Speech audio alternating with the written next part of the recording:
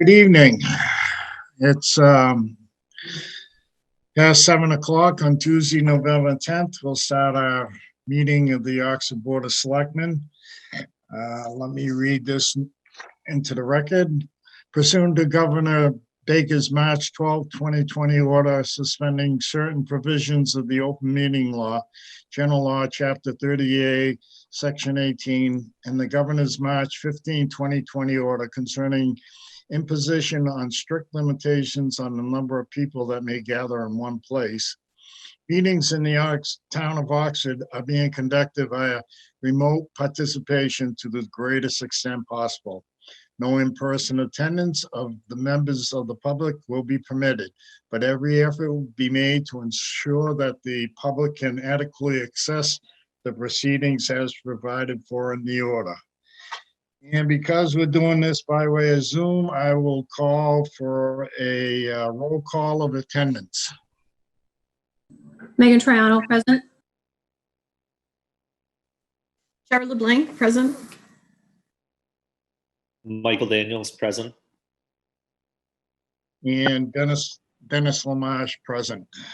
That's 4 of us. So with that, before we get started, I would ask for a moment of silence or prayer for Dennis M. Corey Sr. and Richard C. Only. Dennis Corey served the town of Oxford for almost a decade in various roles. He served as building inspector assistant for several years. He was also a member of the Civil Defense Rescue Service and a special police officer. He died peacefully on October 14, 2020, surrounded by his family.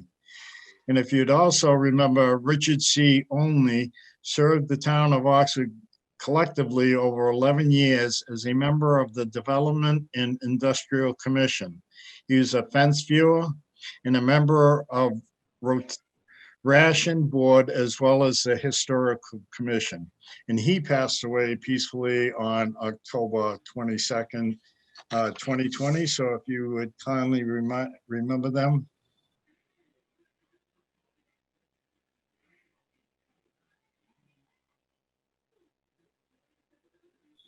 Thank you. Now, first item on our agenda is a public hearing for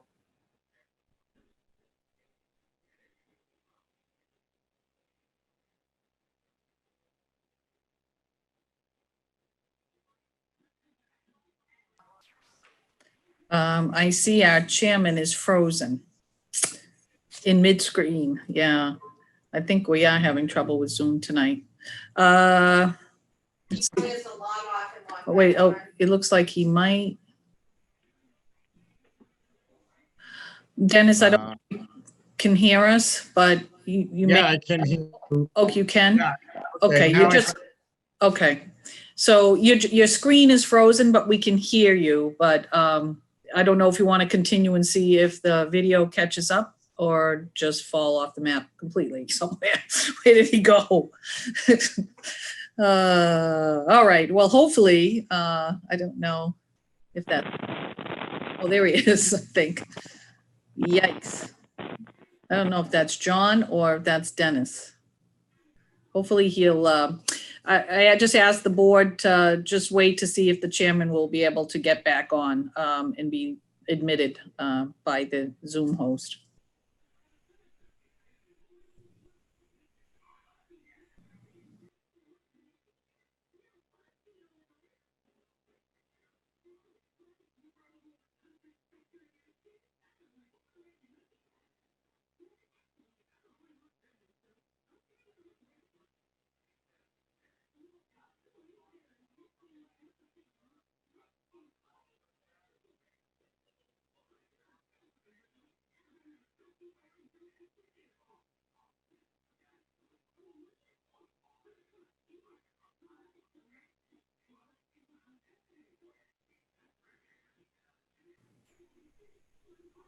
John Sapp is still in limbo.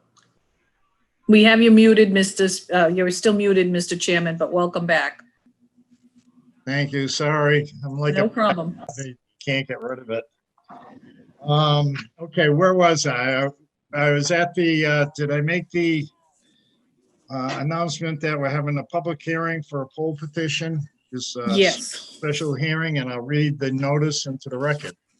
Yep. Under the provisions of general laws of Massachusetts, Chapter 16C6, and any additions or amendments thereto, please be advised that at their meeting of Tuesday, November 10th, 2020 at 7 p.m., the Oxford Board of Selectmen will consider a request to give Mass Electric Company doing business as National Grid and Verizon New England Incorporated permission to install one jointly owned pole on Brown Road, beginning at a point approximately 1,225 feet north of the center line of the intersection of Lovett Road and continuing approximately 15 feet in an easterly direction.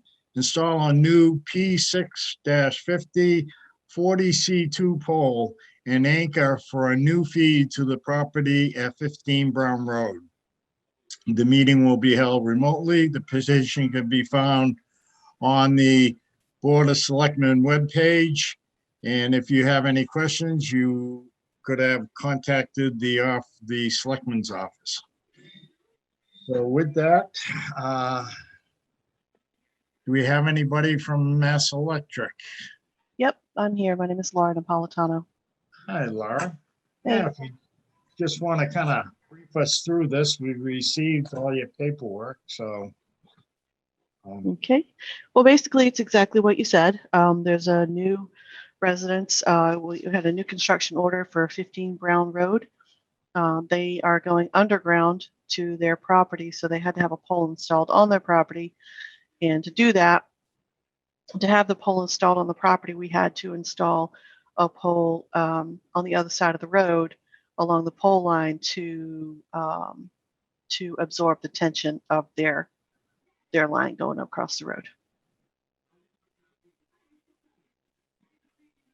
And that's 6-50.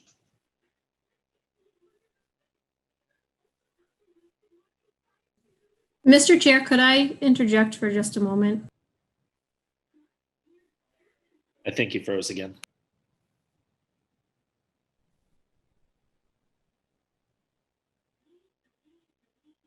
He hasn't had since March.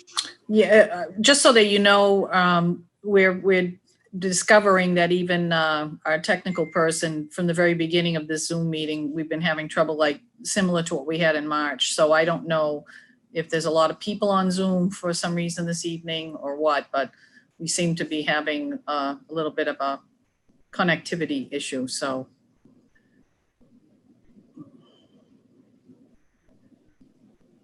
Well, before he comes back, I just kind of wanted to interject and say that he may have frozen prior to entertaining a motion to enter the public hearing.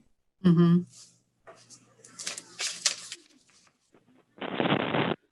I think he did. So if we can step back just a couple and we'll Sure. come back again, but that's all I was going to ask him. Yep. Mr. Chair, I was just saying, I think that your computer froze before we entered the public hearing and National Grid started speaking. So I didn't know if you wanted me to make a motion to go into the public hearing for you. Yes, in fact, Megan, what I'd like to do, because this is the third time now, I'm going to hand it over to you. Can you run it? So Sure. if this happens again, please. So, yeah, why don't you just take over and I'll make a motion to go into to open the public hearing. Okay, I would second that motion. Okay, so you take it from now on. We have a Okay. motion and a second. All right. And we'll call for the vote. Yes. Yes. Yes. And I'll vote yes. And I think we have John too, but I don't think he can, I don't know if he's the 987 number. So Megan, anybody that wants to talk on the phone needs to press Oh, okay. *6. Yeah, so *6 is anybody who is on the phone needs to press *6 in order to unmute themselves. So he might be able to hear us. There he goes. I think That's John. Oh, now you're muted again. For the 987, yeah. Is that you, John? No, this is Kim Parker. Okay, all right. Sorry, Miss Parker. All right, Yes. so, I don't see John then. I've texted him, he was gonna try to log on again. Okay, I don't see him right now, but if he logs on, we'll try to bring him in, but I just wanted to let you know he's not on right now. Okay, so we are 4 in the affirmative and 1 absent at this point. We are now in the public hearing. So Laura, if you wouldn't mind, now that we're in the public hearing, just reiterating what you said, please, for the record. Not a problem, not a problem. So there's we had an order for new construction at 15 Brown Road. And they have asked for their service to be underground, which is fine because it's on their property. We are installing a pole on their property, and to offset the tension of the overhead line going across the street, we had to install a pole along the pole line to absorb the tension, and that's pole 6-50. Okay, thank you for that. It looks like we have commentary from the DPW that they take no exception to this request. Because it is a public hearing, is there anyone else that would like to speak on the matter?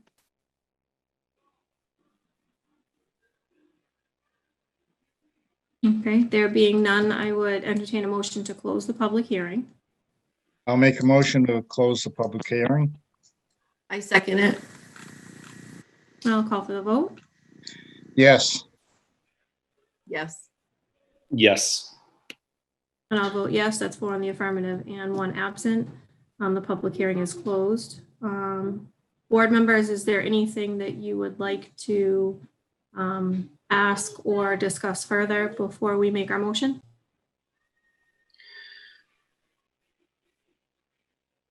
Not I. Seems pretty cut and clear. That being said, then I would entertain a motion that the board give Massachusetts Electric Company permission to install 1 jointly owned pole on Brown Road and a new P6-5040C2 pole and anchor for a new feed to property at 15 Brown Road. I'll make that motion. Second. I have a motion and a second. I'll call for the vote. Yes. Yes. Yes. And I'll vote yes. That's 4 in the affirmative and 1 absent. You have your permission to go forward. Wonderful. Thank you so much. Y'all have a nice evening.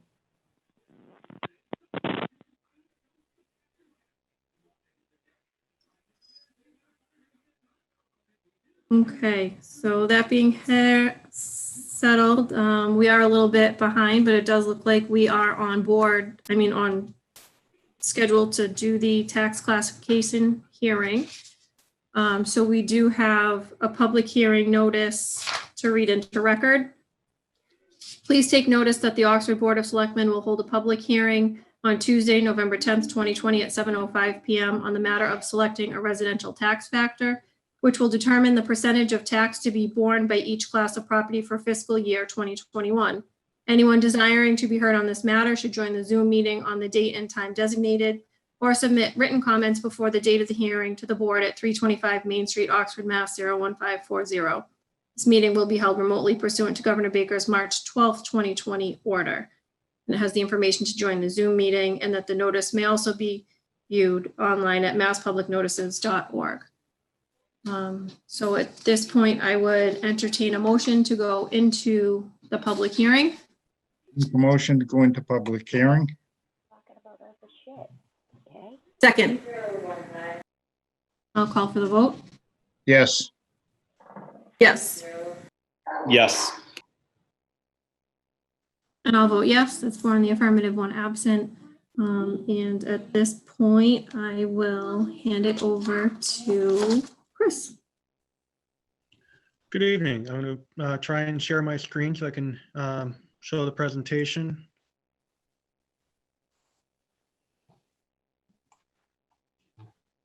Hopefully I get this correct.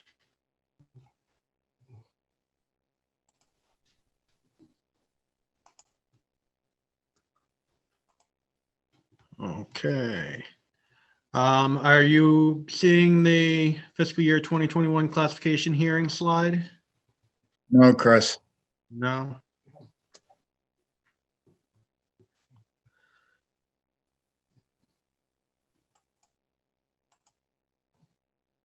How about now? Yes. All right, perfect. Okay, so doing it a little bit differently this year. I'm trying to give a little bit more of a visual sense to this for both the Board of Selectmen and any taxpayers following along. It's still numbers. It's still not the most exciting thing, but hopefully by way of explanation, we can educate the public on how the tax rate is set, how the pretty much how the sausage is made. So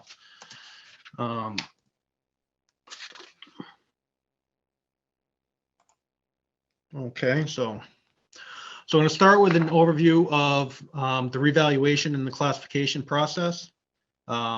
It's more or less part of what I do throughout the year, but the majority of it is what I do in getting us to the point here where we're holding a classification hearing. So every 5 years, the assessments must be set at a fair and equitable value of 100%. And this is audited by the Department of Revenue. And folks are familiar with this. Usually they use the term, it's a reval year. It used to be 3 years. In the Municipal Modernization Act, they moved that to 5 years. What most people don't understand is that every year, the assessors must make interim adjustments and still be at 100% fair market value and certified by the Department of Revenue. The difference in an interim year, which we are in this year, is that it's not an intense audit by the Department of Revenue. They ask some clarifying questions on anything that stands out, but it's still, the adjustments need to be made based on sales and economic activity to the parcels in town. So a lot of people think, oh, this isn't, we only change values on a reval year. If that's not true, we do change values every year. It's just on a reval year, it's a more intensive audit of the process. So another point of confusion is the tax rate calculation, and that the hearing we have tonight is where the selectmen set the tax rate. Actually, the tax rate is a simple mathematical formula. So we have the tax levy as the numerator of a division or of a fraction. So the tax levy is the amount we're going to collect in taxes, divided by the total taxable value of all property in town. So that's all single family homes, condos, commercial buildings, personal property, everything. Multiply that times 1,000, that's your tax rate. So I often will tell taxpayers I do math. This is a big piece of the math that I do.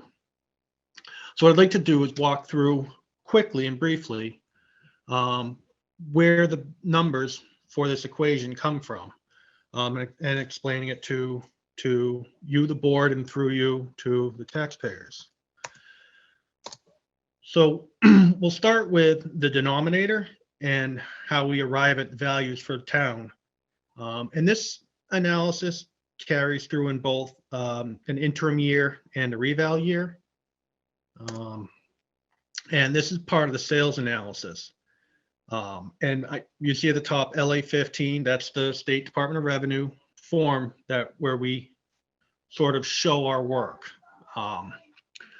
So when we're doing our sales analysis, we're taking a look at the different types of houses, ranches, capes, colonials. We're looking at the ages of houses, so 200-year-old colonials versus brand new colonials. Size of houses, so 1,300 square foot ranches versus 2,000 square foot ranches. Sizes of properties, so a 12,000 square foot lot in Sherwood Forest versus a 5-acre lot, say on Sacarapa Road. And we adjust the models to make all of the sales meet statistical guidelines. So what you're looking at on this form, I'm going to try and turn on my laser pointer here so I can highlight the numbers. I'm going to walk you through single-family homes keep a couple things in mind. When we talk about different classes of properties, single-family homes is Oxford's largest class of properties by property count at 3,706 properties. Just for reference sake, the second largest class of property are condominiums with 570. So when they say everything drives off your largest class in Oxford, it's clearly our single family homes. So if we walk through the different components of this, what we have to do is we look at the total number of parcels we had in the previous fiscal year. So for Oxford, that was 3,706. We take a look at the total number of valid sales. Now you can see this line here, that's total number of sales greater than $1,000. That gets rid of a lot of family sales, hugs and kisses sales, things like that. Anything under $1,000, we don't even look at a sale below that. The next culling of our sales information is looking at arm's length sales. Arm's length sales are sales between a willing buyer and a willing seller.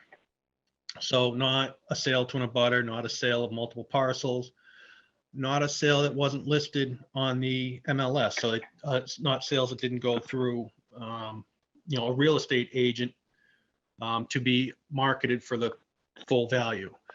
So what we're looking for are sales that are making the real estate market.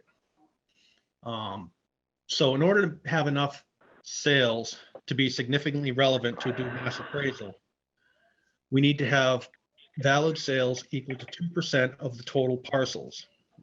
So you can see here for single family sales, we were at 3.26%.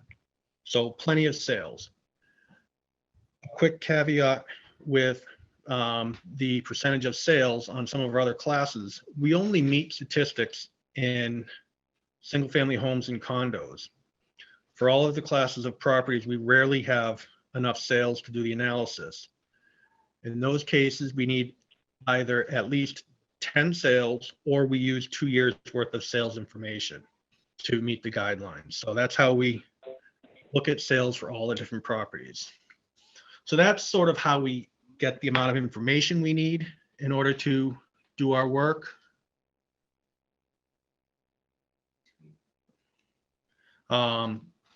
Next, we're going to get into some of the important ratios important statistics that drive our work. This next line here, you're looking at what's called the median ASR. That's assessment to sales ratio. And think of that as the calculation is the percentage calculation. So when you see an ASR of 0.97, that means that our assessment for single family homes is at 97% of market value. Now I want to explain why we're there, because everyone here is supposed to be assessed at full and fair cash value, 100%. The guidelines say that our largest class needs to be between 90 and 110% of the market value. Realistically, I would be making everyone's lives miserable if I was taxing people at over 100% of their market value. So now for a realistic view, that needs to be between 90 and 100%. Now, if you look at the bottom of this slide, all of these classes need to be within 5 points of my largest class. So that means all of those need to be between 0.92 and 1.02. But those also all need to be between the 0.9 and the 1.10. So you see, it really puts you into a box, because if something is going to be 5 points within 0.97, now you're looking at maybe getting things over 100% at 1.02. If my single family homes is down to 0.94 and something's a little low, like you can see our 3 family homes are here, and that comes at a 0.89, even though it's within 5 points of my main class, it falls out of the broader rule of within 5 points of the largest class. So that's why we, normally you'll see me looking at a 0.97, 0.96, something in the mid 0.9s. It gives me a little leeway to have some classes that are higher than the median without going over 1, and some that are lower without going below the bottom threshold of 90%. The next number is the most confusing one. So COD is coefficient of dispersion. It's a very scary sounding statistical term. I don't want to get too deep in the weeds. What this number represents is how far do properties deviate from that 97%. So is it 97% and a bunch of them at 40 and a bunch of them at 130, or is it 97% and a bunch of them at 95 and 96 and a bunch at 98 and 99? And so with the COD number, the easiest way to look at it is the smaller the number, the closer those other properties are to that 97%. So guidelines require us to be below 10. We're well below that at 6.94. That same analysis is done for all of these classes down here. Condos at 95, miscellaneous is 0 here. That's because there's been no sales in that for 2 years. So there's no statistics to report. 2 families at 99, 3 families at 92, apartments at 96, land at 98, and commercial industrial at 95 and 94 respectively. Each one of those has to meet every single one of those statistical guidelines, including that COD. So what we do is when we're working with the models on these, that's, if we find that we need to raise land values on both vacant land and houses, we do that, and that raises everyone's land values. If we find that ranches are selling for less than what we think, we lower ranches, and that goes into the land values. So ultimately what happens is we get what's called the LA4, and that classifies and values all of our taxable property and exempt property in town. So here are our 4 classes of property in columns: class 1 residential, class 3 commercial, class 4 industrial, and class 5 personal property. And then you can see here are our condos, single family, miscellaneous, 2 family, 3 family apartments, vacant land. Here's our commercial, industrial, our chapter land, mixed use as far as their residential and their commercial components, and lastly, personal property. So this is the taxable value of all property in town.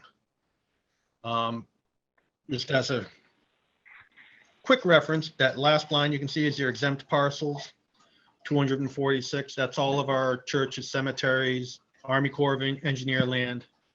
So that's not taxable, but it is also included as part of what we need to do is fairly value all those at 100%.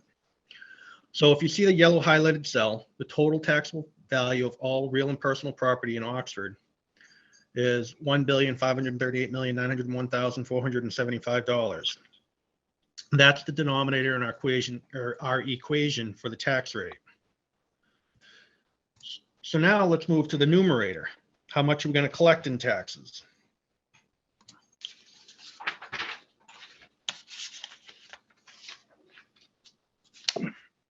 Okay. Sorry, I'm moving paper and I misclicked.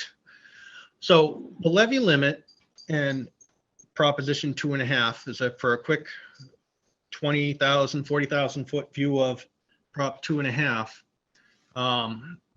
Often people are confused that their tax bill can't go up by more than 2.5%, and that's not true.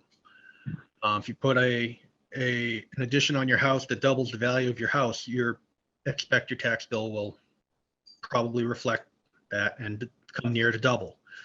What Prop 2.5 does is it allows the town to increase the amount of taxes they can collect by 2.5% each fiscal year. So as we work through the levy limit calculations to find out how much we can collect in taxes, we start with last year, fiscal year 2020's levy limit of $24,126,631. 2.5% of that, or the amount that the town can increase their tax collections by, is $603,166. In addition to that, we're also allowed to increase the levy by new growth. So that's additions to houses, new personal property that's purchased, land that comes out of chapter, so now it's valued at a full market value, things like that that we have to track. We track throughout the year. And again, that's a number certified by the state. So we get a subtotal of that total tax levy. And so for fiscal year 2021, it's $25,030,000 and $30,860. Now, in addition to that, and I'm sure the board and through the board, our taxpayers know, we have exclusions. Right now, we're only running a few debt exclusions. We have no capital exclusions, and there are no overrides for this year. So the debt exclusions we're running for the elementary school expansions that were voted in 2002, the police department, which was voted in 2008, and the middle school, which was voted in 2012. So the debt servicing charges, principal and interest, we all make loan payments. Principal and interest on those 3 loans is $422,426. So we're adding that to the amount that we're collecting because the taxpayers voted to fund those capital projects and fund the debt to support them. So that brings us to our maximum allowable levy. So this is the total amount the town of Oxford can legally collect in taxes. That's not the amount we are going to collect, however. We are leaving $15,245 in what's called excess levy capacity. All that means is that's the difference between how much we are going to collect versus how much we could collect. Now, in this case, mathematically, we can only collect the $25,438,041 that's highlighted in yellow. And the reason for that is the total value of taxable property is $1.538 billion. If we added 1 penny to the tax rate, this number would be $15,389. That would put this number, or I'm sorry, that would put our amount we're going to collect greater than our maximum allowable levy. So in effect, we would be breaking the law. We'd be collecting more in taxes than we're legally allowed to. So this number is often, between, $3,000 and $15,000, depending on the taxable value of all property. You move the decimal place 4 spots, and that's how much from the LA4, the total taxable amount that you can have up to in excess levy capacity. So this is back to our tax rate calculation. All right, taxable value of all properties in town, tax levy that we just finished taking a look at. So we fill in the numbers, we do the math, and we're looking at what would be for an unsplit rate of $16.53. As I said, that's the mathematical part. That's not, I said oftentimes the shorthand terminology is the selectmen set the tax rate.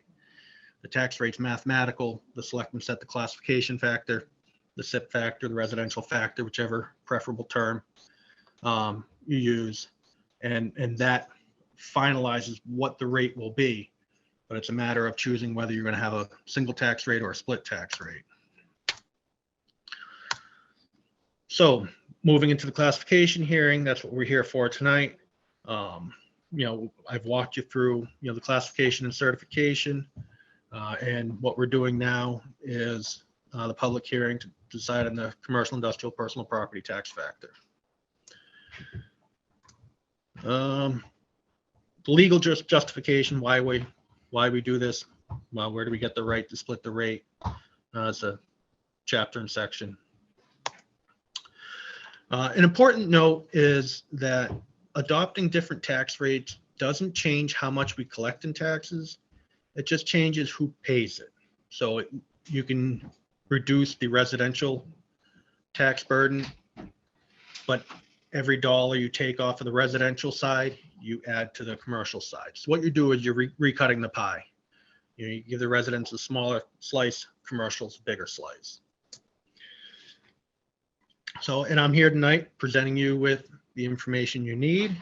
And at the end of this, I hope I've given you enough information to either adopt separate rates or a single tax rate, a SIP factor of 1, as we've done in the past.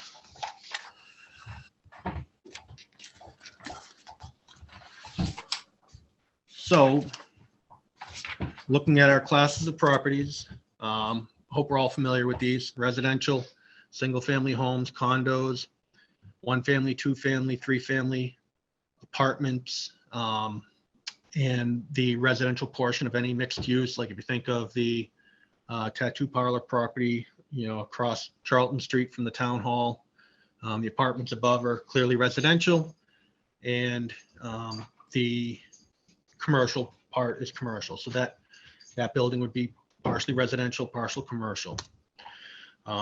Commercial, we all know what stores look like. Here's our Shell station in North Oxford. We all know what stores are. Industrial, same thing. They make something, they convert either a partially finished product into a more finished product. They do something. And personal property, and this applies only to commercial and industrial taxpayers. If you as a homeowner own a mini excavator, that's exempt.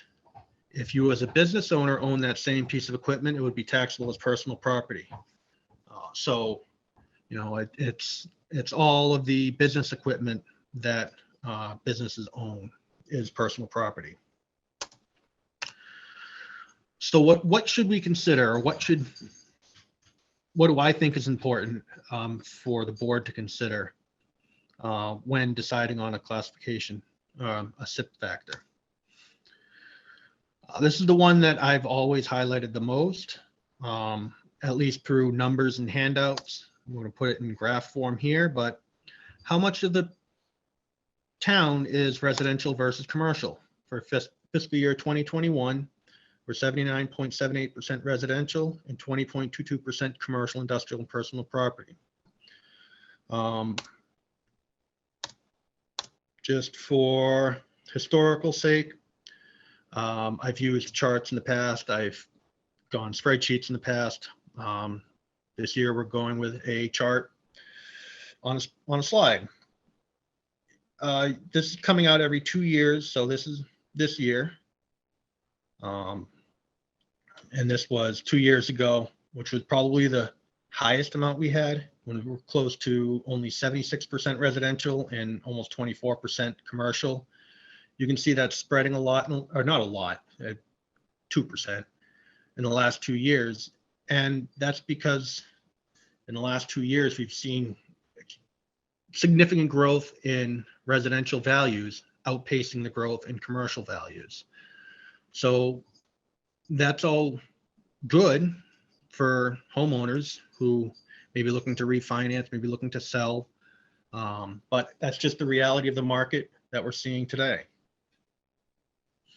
It really hasn't changed much in the last couple of years, but there is a little bit of a difference.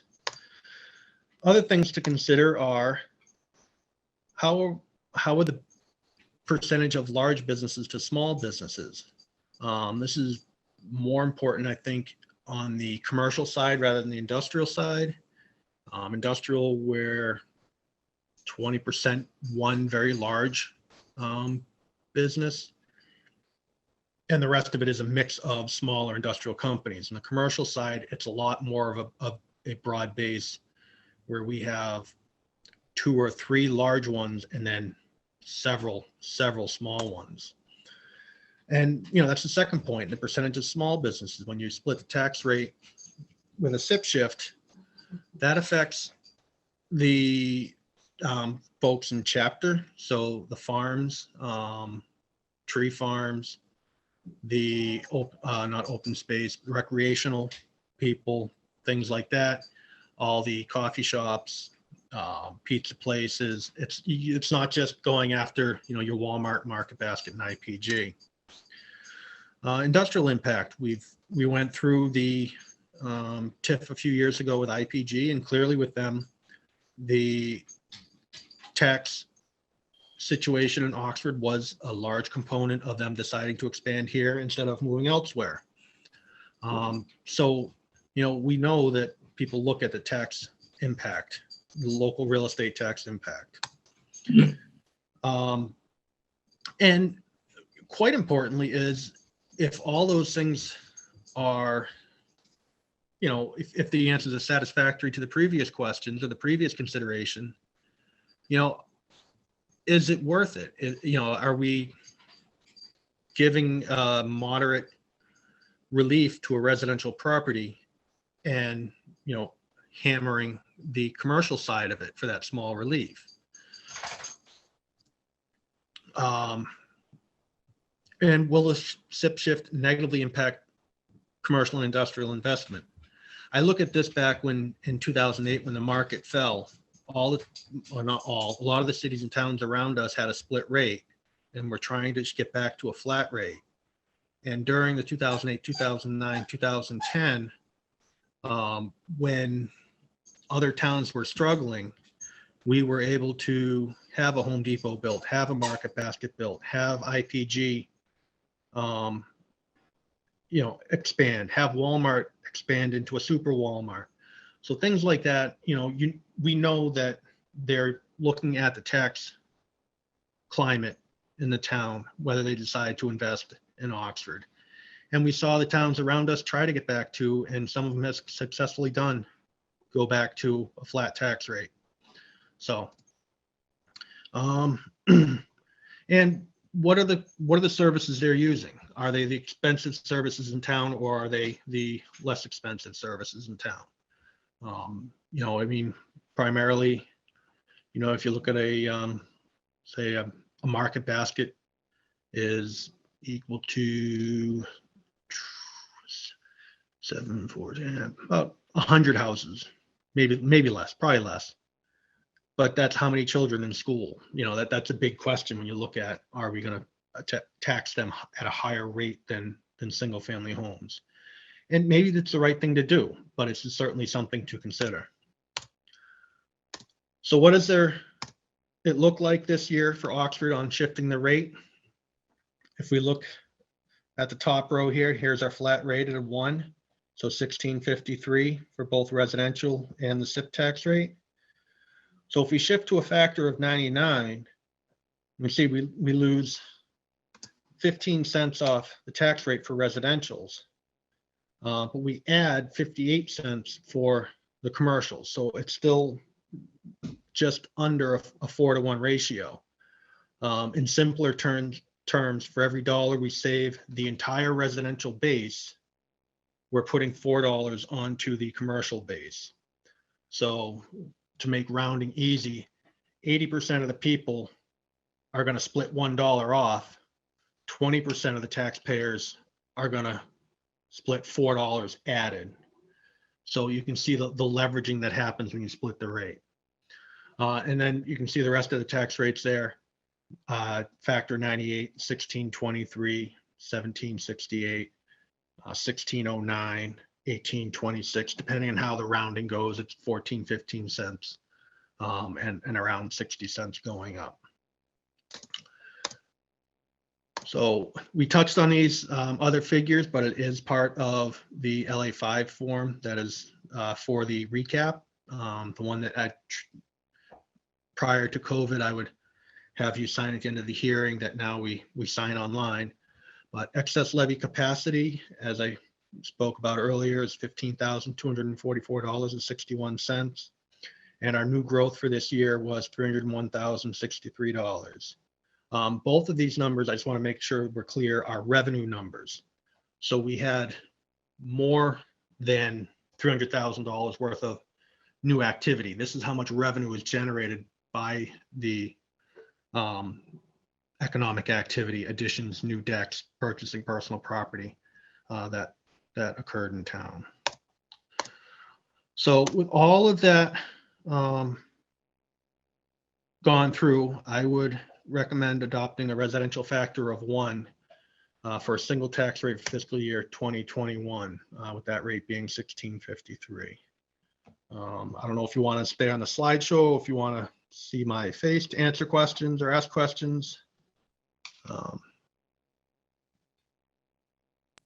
Board, do you have a preference? I'm fine with the presentation. I thought it was well presented, Chris, personally.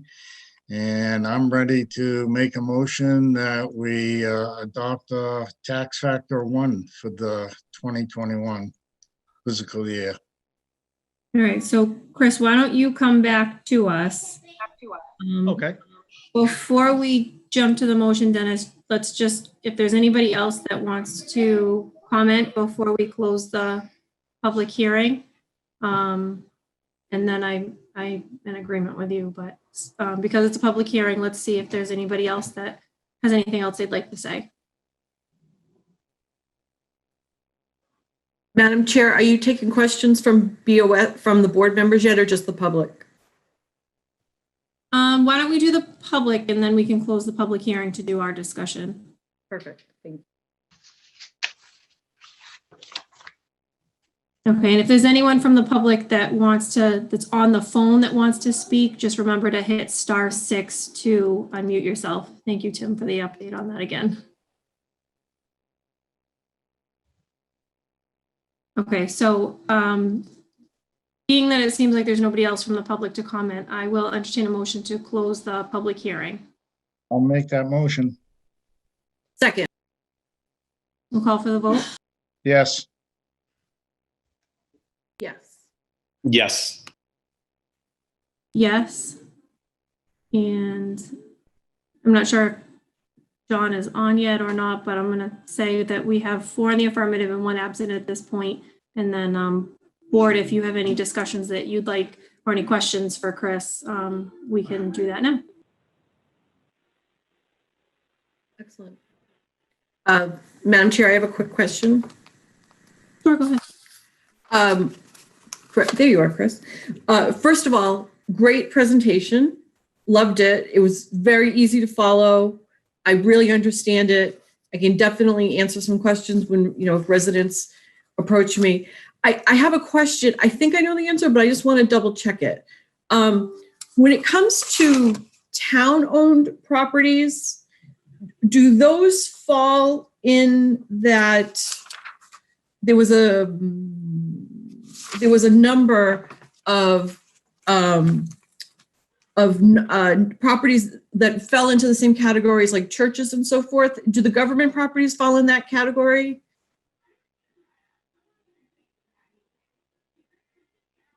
I think you're on mute, Chris. Yes, all tax exempt properties, all municipal, so the police station, fire station, parks, ferries are all included in that one number. And I can put the slide back up if you'd like to see it. No, that's fine. I just wanted to make, I thought that was the case, but I just wanted to make sure. Yep. Okay, cool. But I like very nice presentation. Thank you. I'm all set, Madam Chair. Go ahead. Sorry. I just wanted to thank Chris for doing the presentation. I had a lot of questions leading up to this, knowing that it was coming up, specifically with the split tax rate and all that. I feel like you answered a lot of my questions. Just out of curiosity, you're making the recommendation to adopt the tax factor of 1. Are you able to explain why you're going with the one versus the split tax, just out of curiosity at this point. I think I explained it a little bit throughout the presentation, but to put it in my own words, we saw, especially during 2008, 2009, other towns struggling to get back to a flat tax rate because they were losing their commercial tax base. And we were actually able to grow ours and really carried the town financially through those years because we were growing a commercial base when our residential base was shrinking. We would have crushed the residential. Another thing that happens is there's a leveraging effect with splitting the tax rate. And what happens is when we have a very large taxpayer and you split the tax rate to try and give residential relief, and that large taxpayer that you've now burdened with all this extra tax, or not extra tax, additional taxes. I don't want to say extra, additional taxes. If they decide to up and leave town, what happens is that now say it's an IPG, God forbid, we lose all of that revenue from them all at once. That all automatically shifts back to the residents, and it's a massive tax increase going back. So it can be very comfortable getting into a tax rate, but it can be getting into a split tax rate, but it can be very painful to get out of it, especially if it's not the town's choice to get out of it, if the taxpayer makes the choice for the town by leaving. And some of the other cities and towns that used to have the big GM plants and automotive plants that just, and I believe the example they used was might have been a 3M plant or a GE plant. That was a significant portion of the town's tax rate. When they up and left, residential tax bills doubled, in some cases even more than that, in a single year because of that shift coming back. And then again, like I said, when they move out of town, you don't have a choice. It shifts back. So it's a theory. It's for me, it's a theory. It's certainly, I present that as my opinion because I'm asked, but I think it's a sound theory. Awesome. Thank you. I really appreciate it. Like I said, you answered so many questions that I had in regards to this. So thank you. Mm-hmm. Chris, this, I have to say, was probably one of the best presentations that I've seen on this. Thank you so much. You clearly put a lot of time into this presentation, and it's so easy to follow and easy to understand that I understand it better than I've ever understood it since I've been on the board. So I greatly appreciate that. And you really spoke to me when you said that it's to justify the factor of one, saying that you're having 80% split $1 and then you're making 20% pay the extra $4. We want to try to keep everybody happy, and especially now with the hard economic times, I think you're absolutely right in recommending the tax factor of 1. I know, Mr. Chair, you had wanted to make the motion for the single tax factor for fiscal year 2021. Unless there's anything else that anybody wanted to add, I would absolutely entertain the motion to select the single tax factor for fiscal year 2021. I make that motion. Or second, excuse I me. think Dennis said something but was muted. I'll second it. Can you hear me? Yes, now we can, John. I was just going to tell Selectman Troiano to say *6. Excellent. Yes. Okay. All right. Was there anything you wanted to add, John, before we go further? No, I just wanted to say that I thought that the presentation was terrific. I think it explained in very simple terms how we go about setting this. And just to let everyone know, the board has in the past always supported the factor of 1 for the reasons that Chris has explained eloquently. So I just want to go on record as continuing to support the factor of 1. Thank Right. you. So we have a motion and a second to select the single tax factor for fiscal year 2021. I will call for the vote. Yes. Yes. Yes. Yes. And I will vote yes. That is 5 in the affirmative. Thank you so much, Chris, for all of your hard work. Thank you. Have a great night.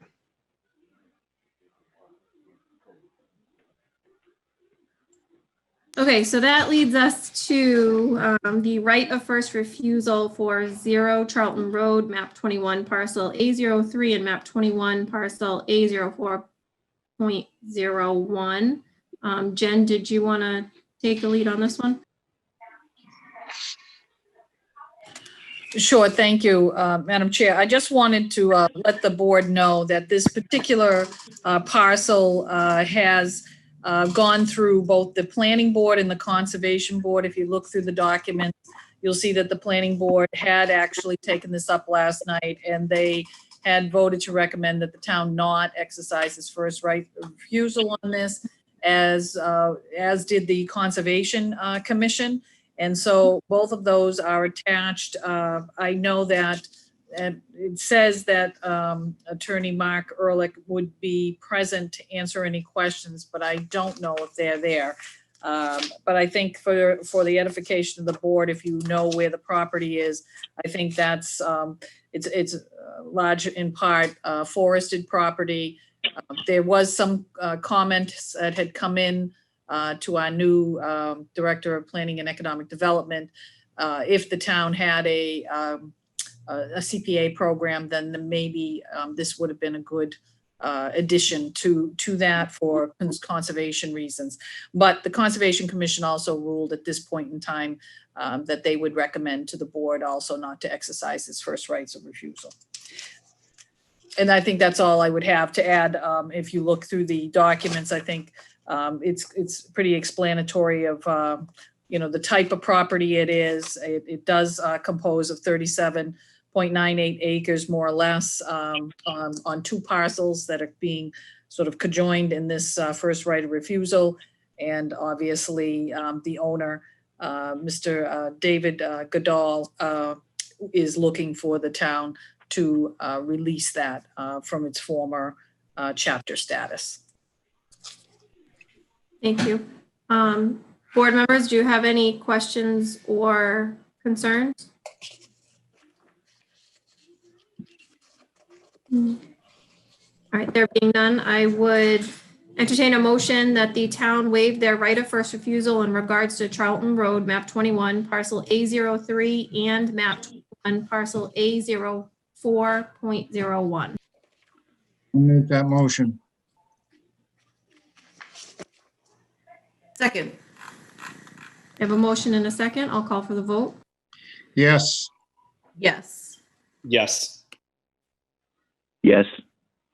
And I'll vote yes. That's 5 in the affirmative. Which brings us to our declaration of surplus request. We've received several requests to declare items as surplus and it's attached in our packet. Madam Manager, did you have anything that you wanted to add to that request?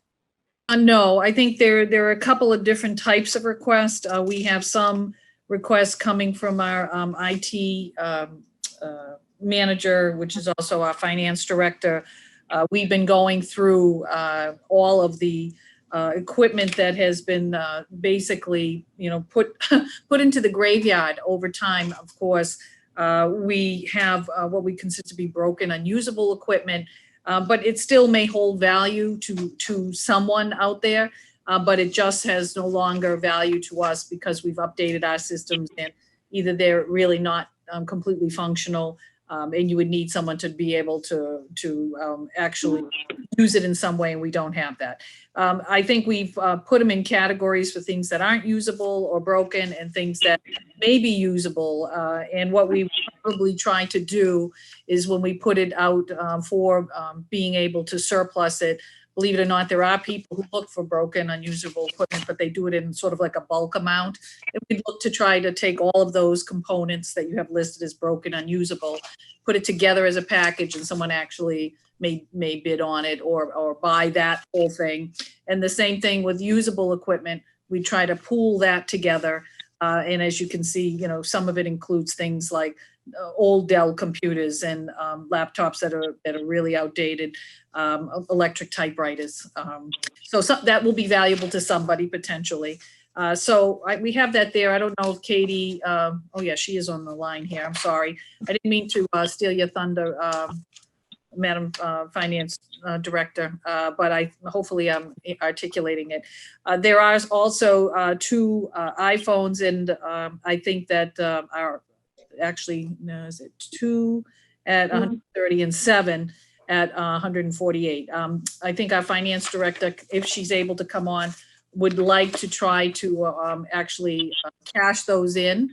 Because they're not something that we have a use for now, because we get regularly updated, and try to repurpose that money into the IT account. And the final thing that you'll see in your packets relate to our Council on Aging van. Our Assistant Director, Laura LeBreton Wilson, had come to us recently after our mechanics had informed us that the old Council on Aging van needed substantial repairs, approximately over $1,200. And because we have a brand new van that is actually getting its detail that we have received finally after having been awarded a grant, and we also have a small Toyota Sienna van, we do not necessarily need that van. And what we'd like to do is definitely perhaps also put that on municipal bid or auction off, and try to get money, and then use that in our upcoming budget year for capital if we need certain vehicles. So that would be the intent. I was trying to give you some ideas of how we would try to get money for some of these things, and hopefully we do. And but they are a diverse type of requests this evening. Board members, any questions?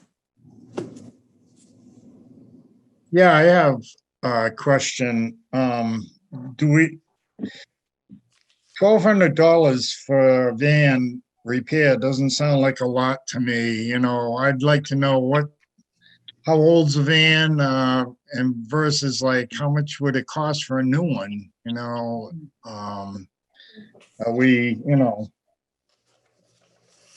I'd be curious about that. Okay, I think in the packets, it listed as a 350 2013 van with 56,550 miles on it. We believe that as an approximate like book value of maybe 18,000. So it's a matter of whether it's just going to sit there and not be used, or whether we can get money for it and perhaps get a second vehicle for our inspectional division, or perhaps repurpose that money towards a new cruiser in the future. So it's not that it's not worth something, Mr. Chairman. I think what we're trying to do is not have a vehicle sit and not be used, because we do have the capacity now to handle our transportation needs without that necessarily sitting there. But again, this was a request that came in through the Council on Aging. They feel that their transportation needs are sufficient with the new van and the Toyota Sienna van. And don't forget, we also have the Worcester RTA van. So we have a lot of options for transportation. And it just seemed that if we can perhaps get some funds for that, it will be valuable to somebody. Like I said, we may get more than that 18,000 if somebody bids on that, or in terms of auctioning off. And then that would come into the town, and you know, the goal would be to try to use that funding going forward for, you know, some vehicle somewhere. And it could be eventually there, I don't know, but for now, they seem to be sufficient. I just, you know, wanted to make sure, because I'd hate to see us come back in a couple of years and now we need a $70,000 new van, you know, that we know where we had. I can understand what you're saying, so that's okay. I'm fine. Thank you. The other thing we can always do is, Mr. Chairman, too, is you can place a minimum, bid requests. And so, obviously, we're not going to just give it away. It does have value and, but if we can, reach a reasonable value for it, then it may be worth repurposing that. Okay, understood. Thank you. Thank you.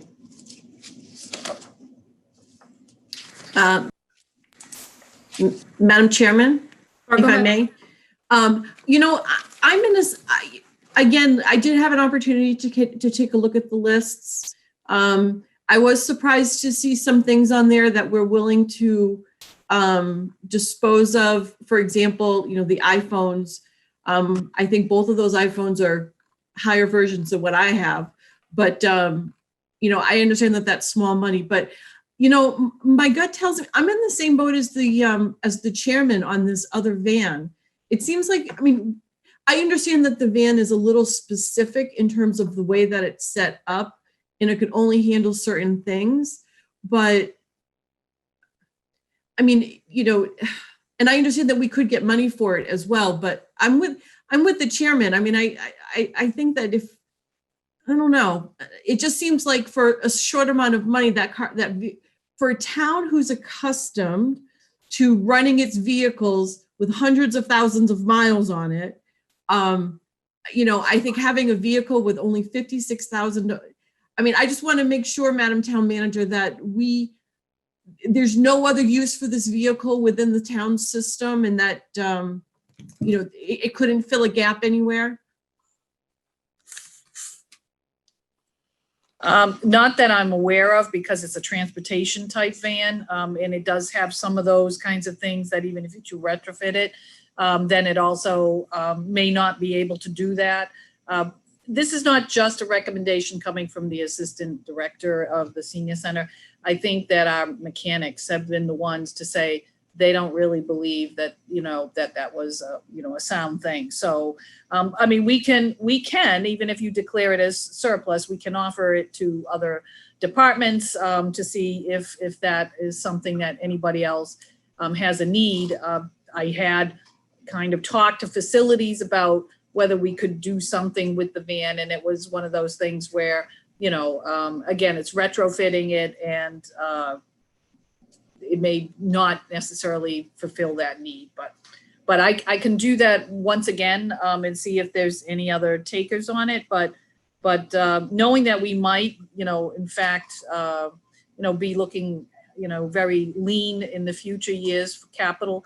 I think while it still has value, it may be a good time to do that versus waiting for it to really precipitate down and then we get, very little for it and it may not be used. So I certainly can put it back out there once again and see if there's anybody who could, conceivably come up with a plan to reuse it before actually going forward. You can make that a condition of your surplus vote if you'd like, and I can share with the board. That's, quite reasonable to request. Thanks, Madam Manager. I'm all set, Madam Chairman. Thanks. Person. You're welcome. Yeah. You're good. I think I'm inclined to think that because we're getting the new van, it may be prudent for us to try to surplus this while it still has some value and we can kind of put something back in our coffers if we've kind of really assessed the town to make sure that we don't have a need for it somewhere else. I did also take a good look at these lists as well. So if there's no other discussion, I think that I would be comfortable entertaining a motion that the board, that the board vote to declare the items listed on the November 6, 2020 memorandum from Jennifer Warren Diamond and the memorandum dated November 6, 2020 from Laura Wilson be declared as surplus. I'll make that motion. Second. Motion and a second. Is there any further discussion? I'll call for the vote. Yes. Yes. Yes. Yes. And I'll vote yes. That is 5 in the affirmative. These items are now surplus.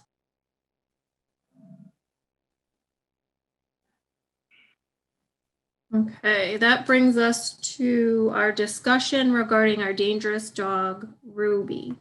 And it looks like we have Kelly here with us. Kelly, if you wouldn't mind just letting us know what you would like. I know we have Parker on the line with us as well. Okay. If you wouldn't mind just giving us your thoughts on this, we'd appreciate it. Okay, I'm going to read the letter that I sent. Okay. Dear Board of Selectmen, on October 20th, 2020, at approximately 6 p.m., Ms. Kim Parker was taking her dog Ruby for a walk in her own yard so that Ruby could relieve herself. Ms. Parker had a muzzle on Ruby in compliance with the Oxford Selectmen's dangerous dog order. Ms. Parker also had Ruby double leashed with a collar and a harness. Ms. Parker had injuries to the hand that she was using to hold the leashes. Ruby spotted a woman walking a collie-type dog nearby and pulled on Ms. Parker, causing pain to her hand and pulling her off balance. Ms. Parker also stated that she had sandal-type shoes on that interfered with her ability to keep her balance and keep control of Ruby. Ruby pulled away from Ms. Parker and approached the other dog. Due to Ruby having the muzzle on, she was only able to bump the other dog and neither dog was injured. Ms. Parker's next door neighbor grabbed the leash and gave Ruby back to Ms. Parker. I did not receive a complaint about this incident from the woman walking the collie-type dog, and I am not aware of who she is at this time. Ms. Parker reported the incident to me and stated that due to her physical limitations, she does not feel comfortable taking Ruby out of the fenced-in area anymore. I agree with Ms. Parker that she and her brother Kevin are no longer physically capable of restraining Ruby outside of the chain-link kennel area, and I believe that the order should be altered to reflect this.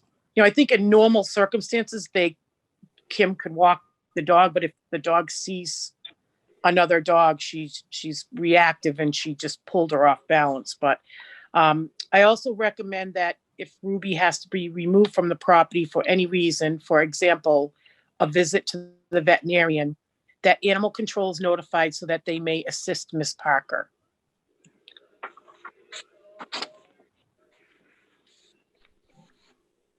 And that's it.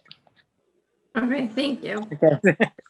I very much appreciate, Ms. Parker, you coming forward and being honest about this, given our history with Ruby. You know, it really shows me that you're making a good faith effort to make sure that you're doing everything that you're supposed to be doing.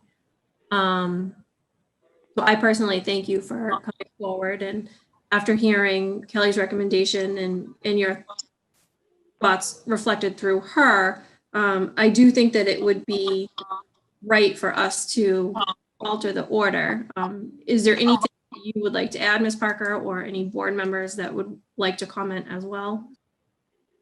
No, I just would like to have a home. I mean, she's getting older and, you know, with whatever year, you know, couple years she has, whatever, I'd like to just have her be home and in her house, because she's, you know, used to being with us for years now.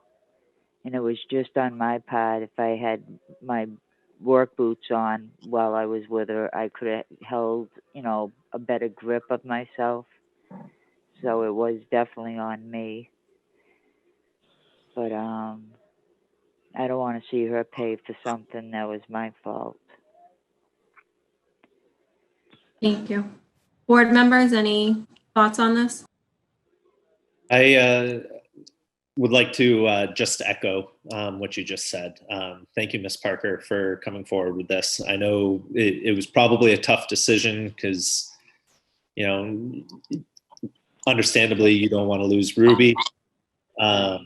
And it sounds like Ruby's pretty tough dog. I'm glad to see that some of the restrictions that we put into place previously, they worked out better, you, Ruby, and the community. So I'm glad to see that.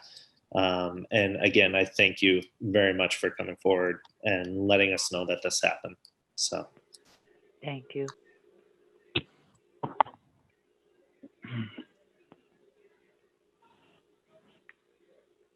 Okay, that being said, at this juncture, I think that I would entertain a motion to go with Kelly's recommendation that we add into the letter that Ruby remain inside the chain link kennel area, and that should she need to be removed from the property, animal control will assist to make sure that it all goes smoothly. Okay. I'll make that motion. Carol, you're muted. Second. A motion and a second. Any other discussion from the board? I'll call for the vote. Yes. Yes. Yes. And I'll vote yes. That is 5 in the affirmative. Thank you again, Kelly and Kim, for coming in tonight. Thank you. Have a good night. All right. We are a little bit behind, but we're still trucking along. That brings us to an item on the agenda that is being presented by Selectman Daniels. So I will turn the table over to you. Thank you. Well, good evening, board members. I'm very excited to present this next item. A few months back, we started talking about some of our policies and our policy book, and that got me interested. And I was flipping through and realized that our policy book, as we also determined, was in need of some work. And I got very motivated and started working on this, working on the policy book in preparation for our working group. So that once our working group starts getting together and going over some of the policies, we can really hit the ground running and just get it modernized, updated as soon as possible. In doing some of the research, after reading some of the policies and doing some research from other towns, into relatable policies, I started noticing something with some of their policies, their policy books, and started noticing recommendations from the MMA and all that in regards to a code of conduct policy. And so then I kind of veered my research into a code of conduct and started reading a bunch of different towns' policies that they had. And I thought it would be great for our town. We have nothing in our policy book right now that necessarily gives us guiding principles into how we should conduct ourselves. We have a lot of policies on how other departments should function. We have a lot of policies on how we should handle licensures and stuff like that. So what I did was I drafted a code of conduct policy that hopefully you all have in front of you this evening. Hopefully you've all had a chance to read through it. The policy, it just kind of sets some guiding principles on how our responsibilities that we owe to the town, our responsibilities that we owe to the town manager, the town staff, and then of course, working as a team, our responsibilities to each other. If you would like, I can go through and read the policy into the record. I don't know if everybody's had a chance to read it yet or go through it. I don't necessarily think at this point you need to read it into the record. I do know that we did receive in our packet. So at this point, if board members have any discussion that they would like to partake in regarding the draft, I think that would be appropriate at this time.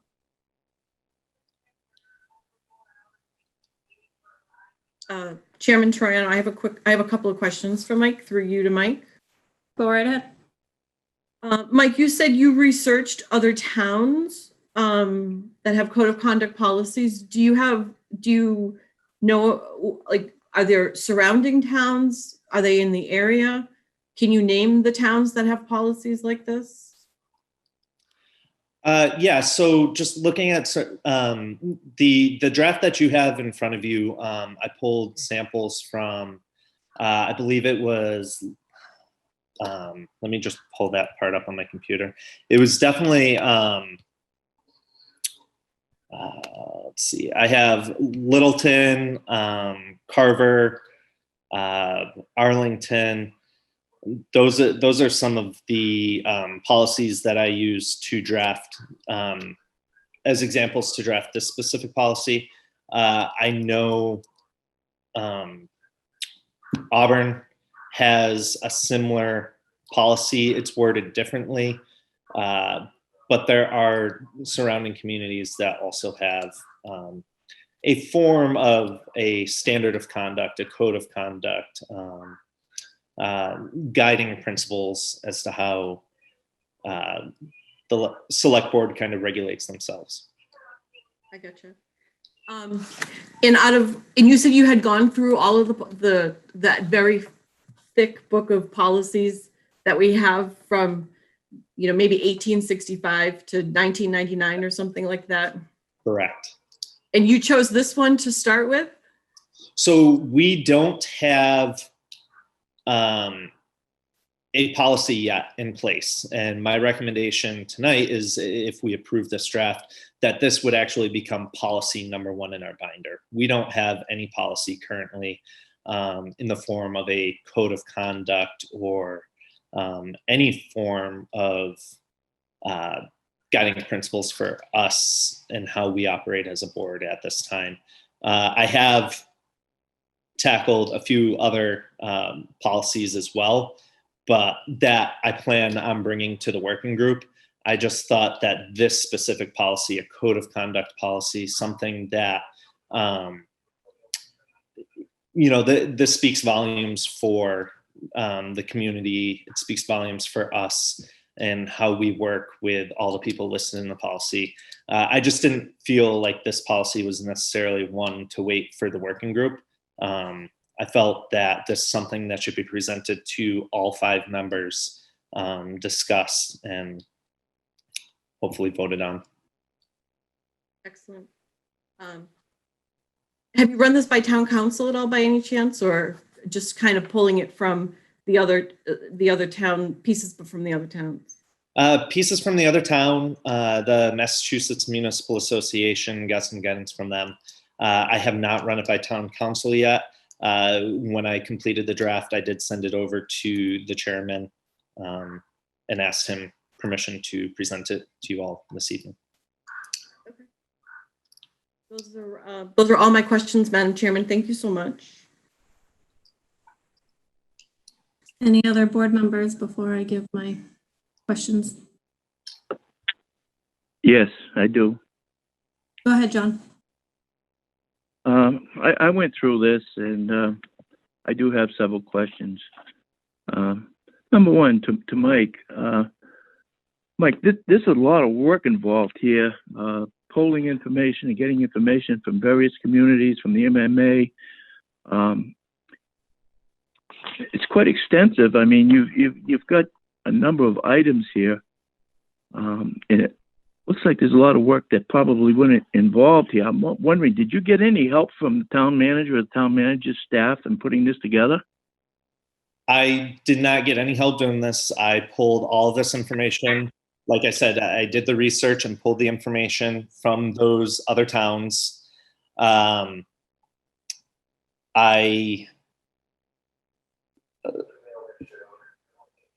to think, I lost my train of thought. Sorry. I pulled this and I put it together.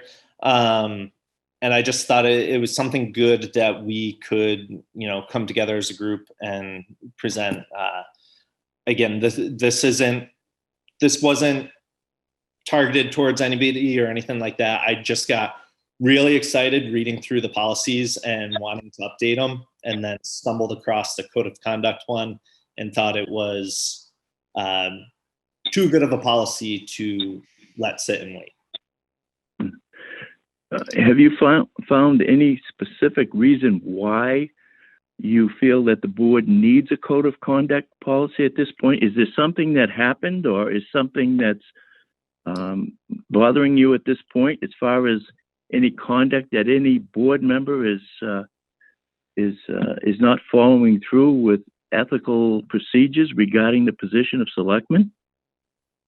I don't, again, this policy that I came up with, it's not meant to target anybody. There's no specifics necessary. I feel I've read through, after doing the research and seeing what other towns have, and then putting this together for our town. I've read through this 2-page document countless times. I can't even tell you how many times I've read through it, just to see if there was anything specific anything more that I wanted to add. I personally do not feel that anything in this at this point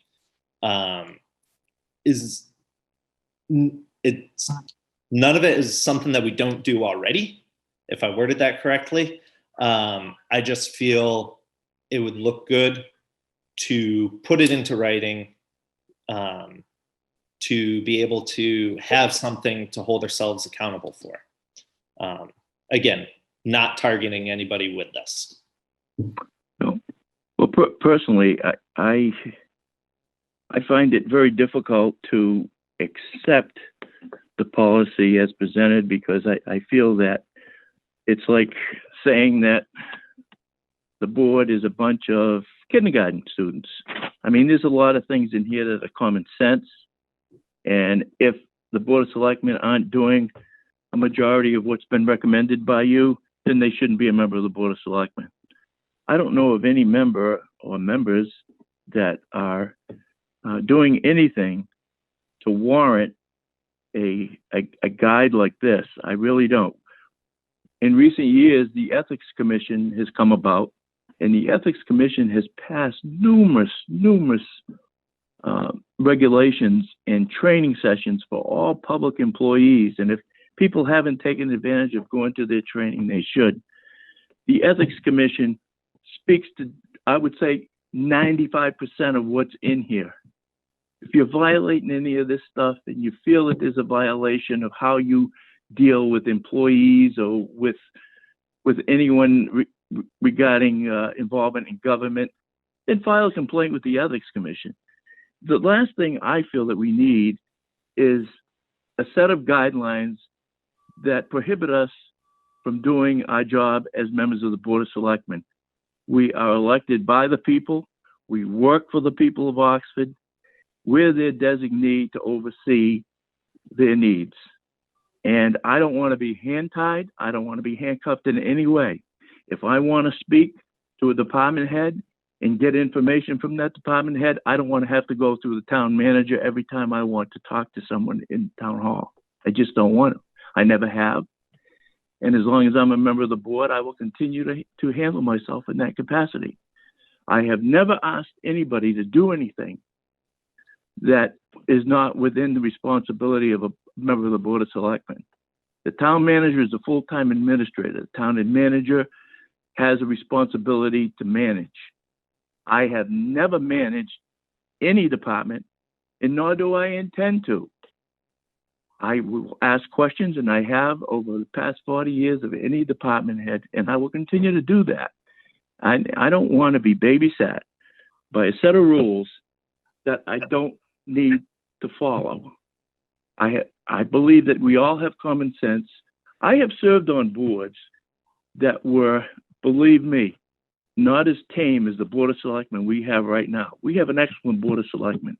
We have differences. We have different ways that we agree on things. We may rub each other the wrong way at times. We may rub the manager or other department heads the wrong way on what we say or do. But you know what? That's politics. We are politicians. Whether you like the word or not, you are elected by the people. You are a public servant. And my first obligation is to serve the public of this community. And I'm going to do it in the best interest of the community, and I'm not going to want my hands to be tied. Can you imagine what would have happened? We have asked in the past several managers who work for us, we have asked several managers to turn in their resignations for good reason. and we would have not been able to go to one of their department heads to talk to them about it? I mean, if we have a complaint against the manager, does that mean we have to go through the manager to talk to an employee? No, that's not right. It's not right. We should have common sense and the ability to do the jobs that the people have elected us to do. And I'm an advocate for every single resident of this community, and I will continue to be an honest and truthful advocate, whether some people don't like it or not. And I don't, at this time, feel that I could go along with this. I know that there were 351 cities and towns. I would like to know the percentage of towns that have code of ethic policies for their boards of selectmen. 90%, 50%, 70%? I don't know. But I'm willing to guess that there are more towns that don't have an extensive policy such as this, because it's not needed. It's not needed. If a selectman is not doing their job, then you know what? The people will get rid of you.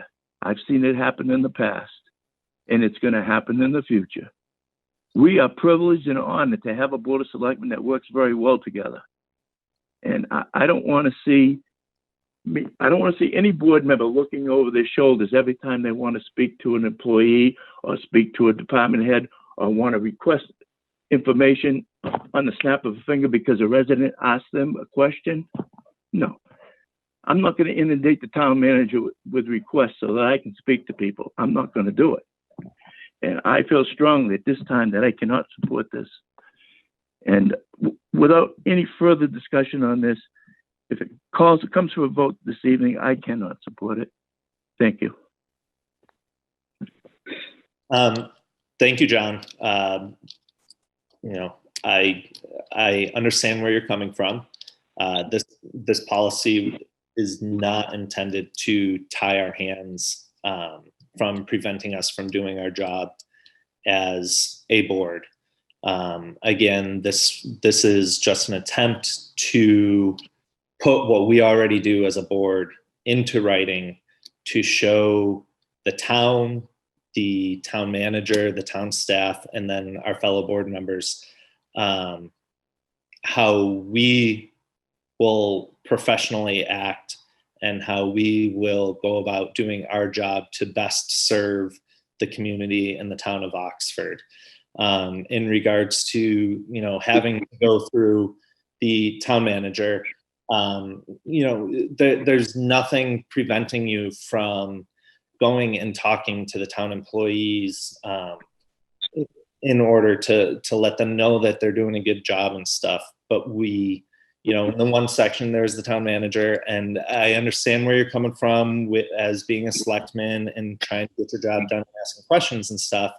But we also, have to, there is that, I'm a military person, that chain of command and trying to regulate some of the flow of information through the town manager. Now, again, if for whatever reason we feel that the town manager is doing something wrong and we need to go around her to do something, then by all means, we do that. We have that right. But again, this policy is an attempt to just put into writing what we already do. Like you said, like a lot of this is in the ethics commission. A lot of it is common sense, but it's a lot of large businesses and industries, they make a commitment to their customers saying, this is how I'm going to help you. This is how I'm going to do my job.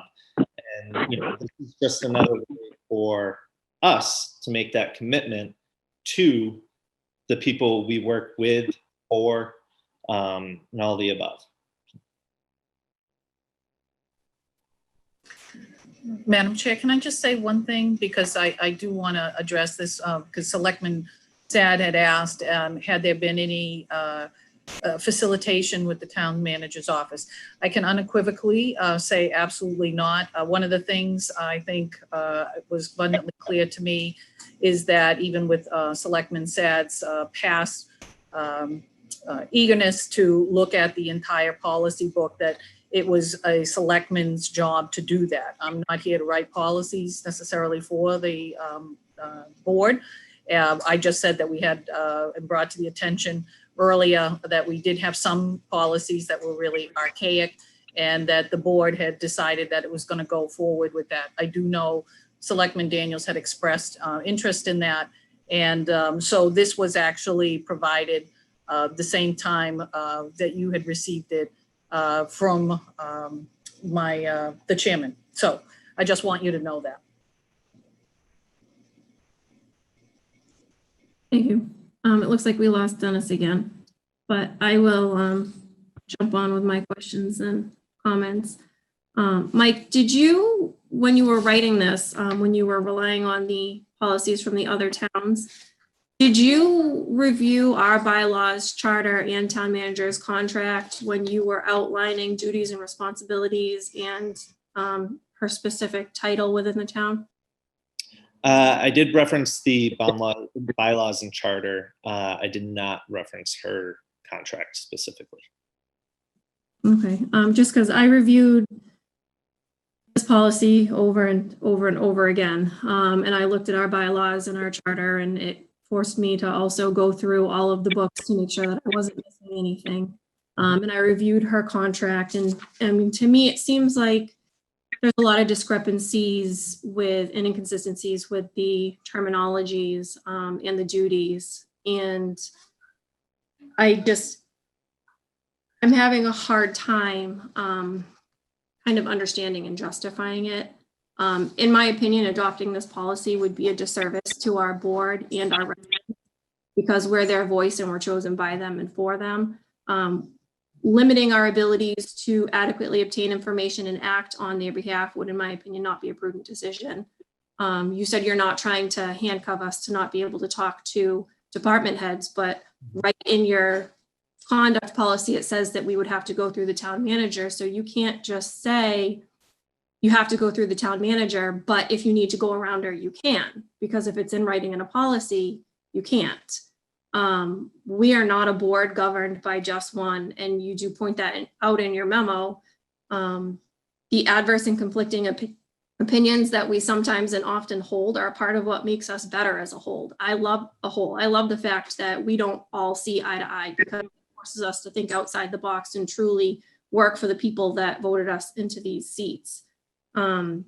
When it comes to revising and revisiting policies, I absolutely think that we need to come up in the times, but I just personally don't believe that this should be a starting point. I mean, we have ethics to follow. We have our constitution to follow. I think that this is teetering on ethical issues, and I'll be honest with you, I'm not in favor of this.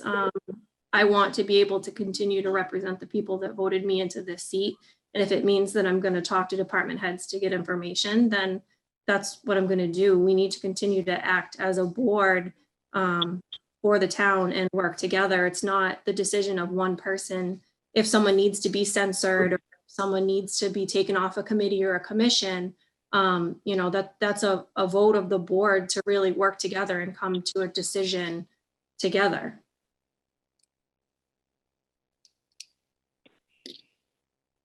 Okay. Can I say something? Yep. Go ahead, Dennis. Thank you. I'm sorry, my computer's been going in and out, so I missed half of this, but I'll add my, whatever you call it, 2 cents. Mike, he presented this to me months ago, and we had a good discussion. I've read it like he has many times. And I'm going to take my gloves off. Yeah, I disagree with you, John. There are times when this board is very disrespectful. I don't think we know our position at times. And it's one thing to serve the public, but it's one thing to be disrespectful. And, you're right. I don't ever consider myself a politician. I know I'm an elected person, so that makes me a politician, but I don't play politics. I call an ace and a spade a spade. I don't mess around.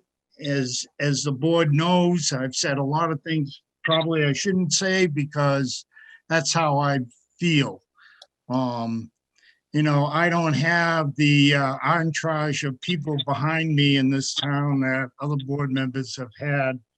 And I definitely know that I'm on the low side of the board as far as opinions of many things that have been discussed. And I thought it would be a great starting point,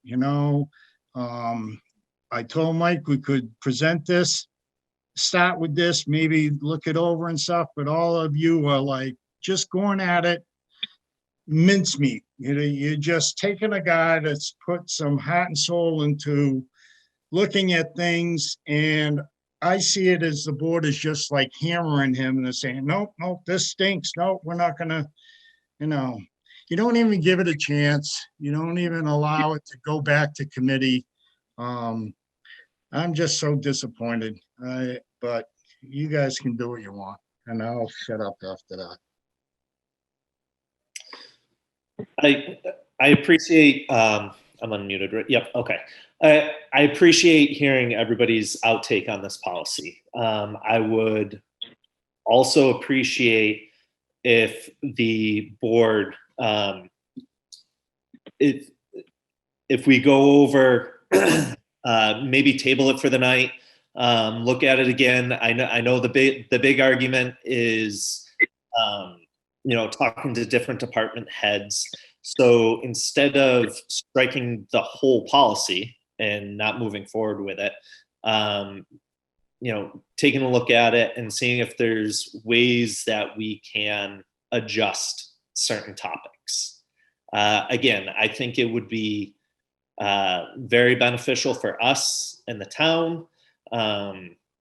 We have this huge policy binder, 4-inch policy binder for the Board of Selectmen with policies that last time they were updated, I think the oldest one I did see was probably about 1974.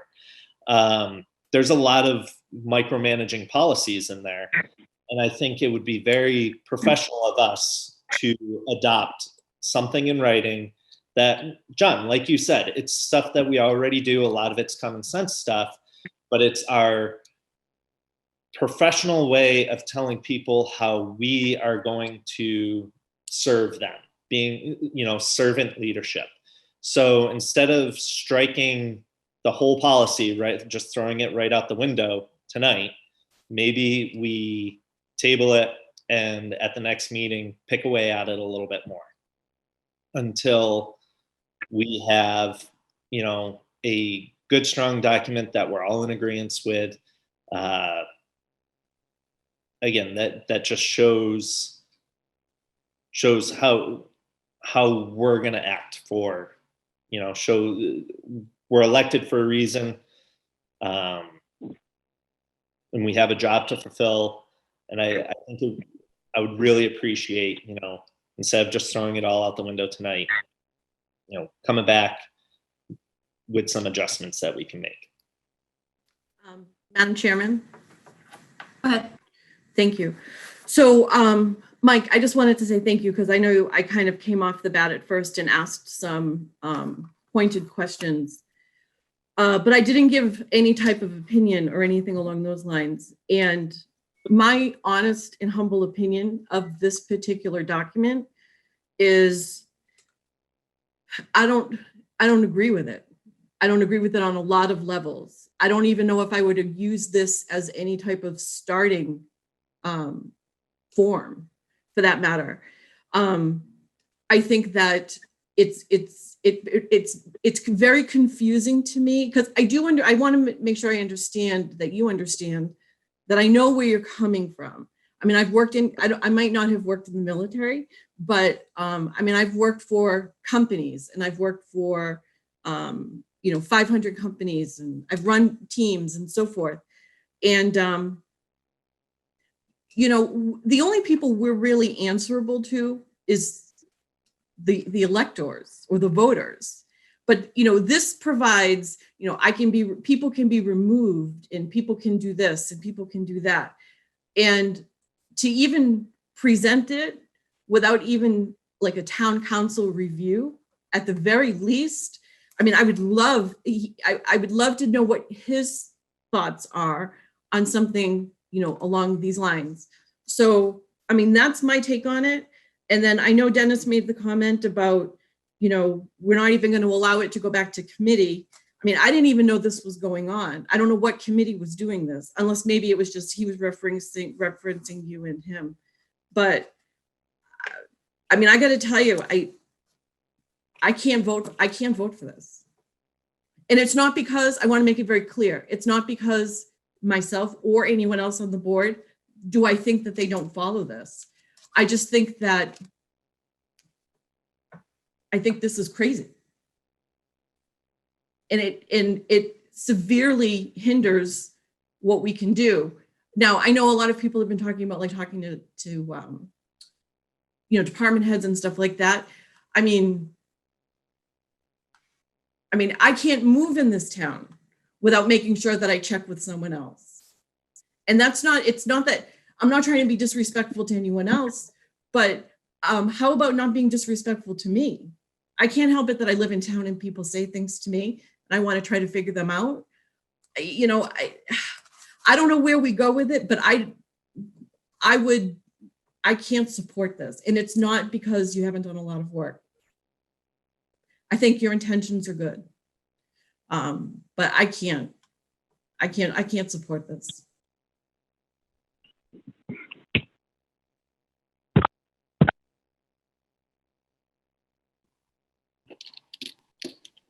So at this point, I mean, I think it's my understanding from listening to what everyone is saying that it appears that I should be entertaining a motion to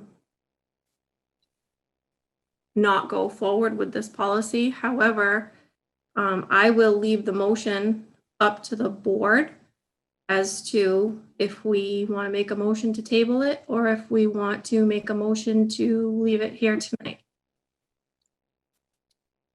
I would personally appreciate it, hearing everybody's point of view, if we could table it for this evening. I've presented to you something that I've been working on the side. And I've heard, we'd like town council to take a look at it. I'd really like to hear, instead of striking the whole thing, specific bullets that maybe you would like to see removed or changed in some way, shape, or form. So my recommendation for the board would be to table this. And I'm not sure if I can get some feedback on the side from. Is that a motion, Mike? I'll make a motion to table this until further research into it can be completed. I'll second. So we have a motion and a second to table it. Is there any further discussion from the board? Call for the vote. Yes. Yes. Carol? No. Sorry, I was on mute. No. I'll vote no. That's 3 no's and 2 yeses. So this motion will not get tabled to the next meeting.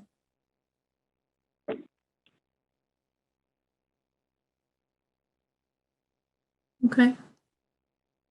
So with that being said, it is on to the town manager's report. Thank you, Madam Chair. The first item on the agenda is minutes for the meeting of September 17th. I'm asking a request to approve those minutes. All members of the board were present at that meeting. I would make a motion to approve the meeting minutes of September 17th, 2020 to be approved as written.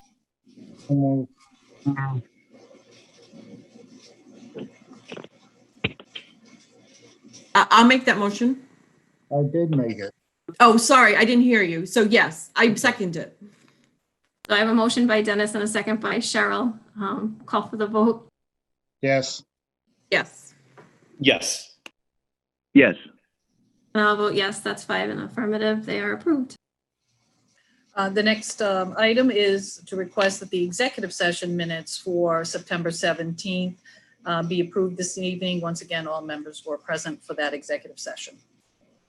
I would entertain a motion to approve the executive session minutes from September 17th, 2020 as written.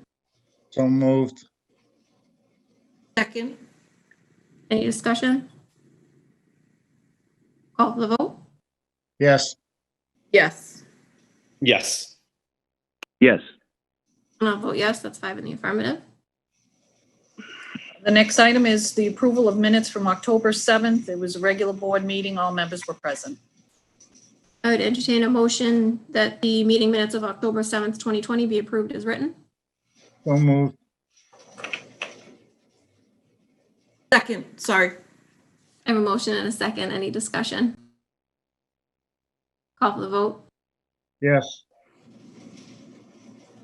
Yes. Yes. Cheryl, did you say yes? You were muted.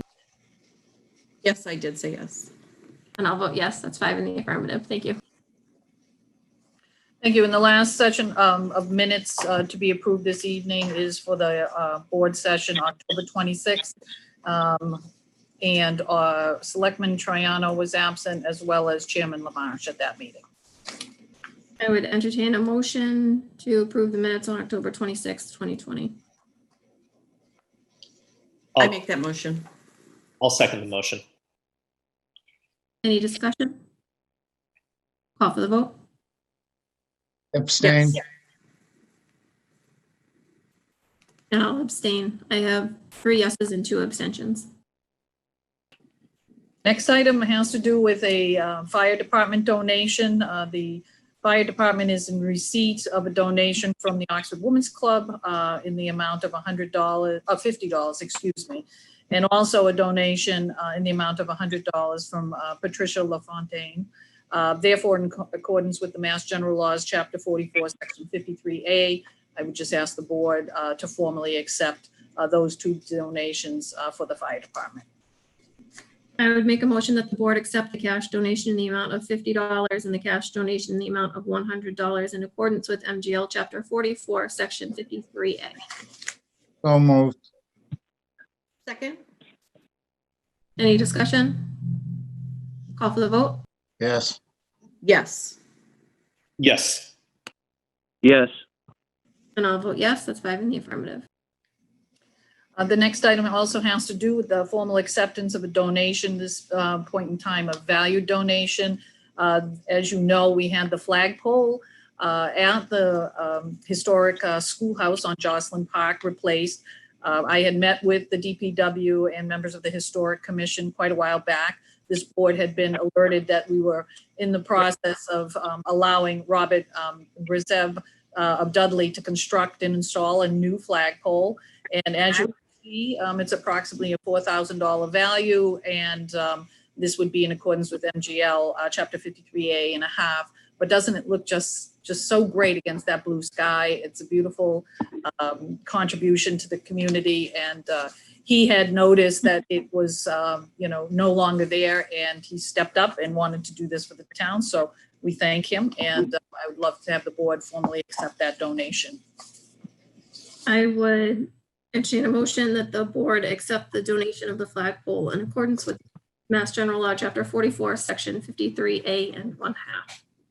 So moved. Second. I have a motion and a second. Any discussion? Call for the vote? Yes. Yes. Yes. Yes. And I'll vote yes, that's 5 in the affirmative. Thank you, Madam Chair. The next item on the agenda is something I take great pride in being able to present to you this evening. As you know, I had notified you prior to this meeting, as well as the DPW staff. I have been on, full steam ahead trying to find a replacement for Sean Dival, who has a long-term DPW director for over 13 years.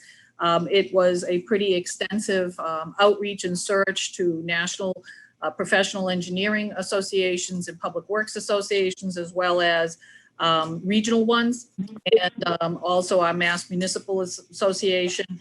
And we had a very competitive field. I'm happy to say there are people, continuing in this field, eager to come and be a candidate for this position.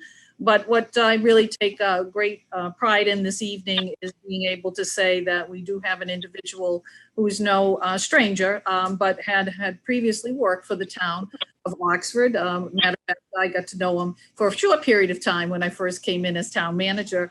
And my appointment for this position is none other than Jared M. Duvall, who is a professional engineer licensed by the Commonwealth, and in his organization capacity has served as our previous assistant director of public works, and had been also a civil engineer in the DPW. He had worked in the capacity for the town of Oxford from 2015 to 2018. He's definitely very passionate about public works. I think that the chairman will remember we really did an all-out effort to try to keep him here at that time. He did take a short flight away from us for a period of time to work for a much larger community, and that was the town of Brookline, in which he was the senior civil engineer. And in that capacity, he oversaw a $4 million pavement management program, which he knows we are still, in this community, looking very carefully at our roads. He's collaborated with the commissioner in the community, and as well as the director in the budget development and capital improvement plan. And he also oversaw junior engineers. As you know, he holds degrees in civil engineering from the University of New Hampshire, and also has a master's in public administration from Clark University. He also holds many professional licenses, including being a professional civil engineer license, a soil evaluator, operator and training license, and he also is an LEED certified associate, and also a sustainability professional. I'm just want the board to know that for this particular appointment, because Sean had been with us for so long, it was really important not only to get the perspective of the field of possible candidates, but to have their input as well. And so for the finalists, I had put together a diverse team from the DPW staff that all interviewed the finalists. And today it is with great pleasure that I can say, I believe we're unanimous in our putting forward to the board our new DPW director. And we're very excited to have Jared back. And I know I'm very excited to have a much more extensive opportunity to work with him. And he is aware that things have changed since I have come aboard as town manager. And he was really excited about some of those things. So without further ado, Jared, I would like to welcome you to the town of Oxford. And if you want to say a few things, if Madam Chair would allow you to do that. And then if they have any questions or comments, which I'm sure they will, we can proceed in that manner. Welcome aboard, Jared. Thank you, Madam Manager. Oh. All set? I was just saying, welcome back. We would love to hear from you. Thank you. Thank you. Yeah, I'm very excited to be back. I'd like to start just thanking and showing my appreciation to the Madam Manager, for her confidence in me in taking this role. Thank her for the opportunity, as well as the Board of Selectmen to serve this community once again. Excited to come back and work with a lot of familiar faces and some new ones as well, and look forward to serving the community in this role as their public works director, and striving to provide the highest quality essential services that public works has to offer, all the while shaping this town's infrastructure for the community's present and future needs. So I'm excited to hit the ground running. I hope it'll be just with my previous experience. I anticipate it being a very smooth and seamless transition, and look forward to building and rekindling some relationships that I had previously, and start forging some positive partnerships with the departments and other department heads. So thank you. I have to say, I personally was so glad to see your name on the other end of the email when Jen emailed us to say that she had chosen someone for the DPW director. So welcome back. And thank you, Madam Chairman. I appreciate that. I really look forward to where you'll take the Oxford DPW in the future. And I'm sure there's other members of the board that would like to chirp in as well. Madam Chairman, Jared, very nice to see you again. As well. I'm certain that your commute is a little bit better coming back to Oxford as opposed to Brookline. Yes, just a little bit. Just a little bit. Excellent, excellent. Well, welcome back to town. We're thrilled to have you. And, we're looking forward to a bunch of good things. So thanks again. Welcome. Thank you.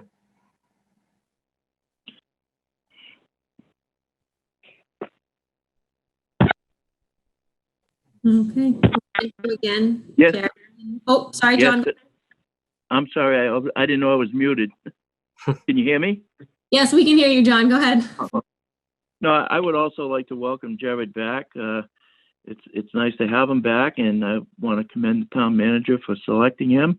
I think it was a wise choice.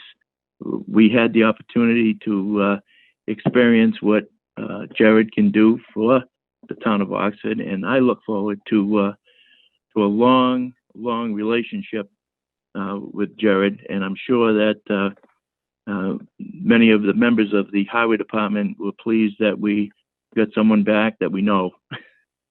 Thank you, Jared, for serving. Absolutely. Thank you, Selectman Sad.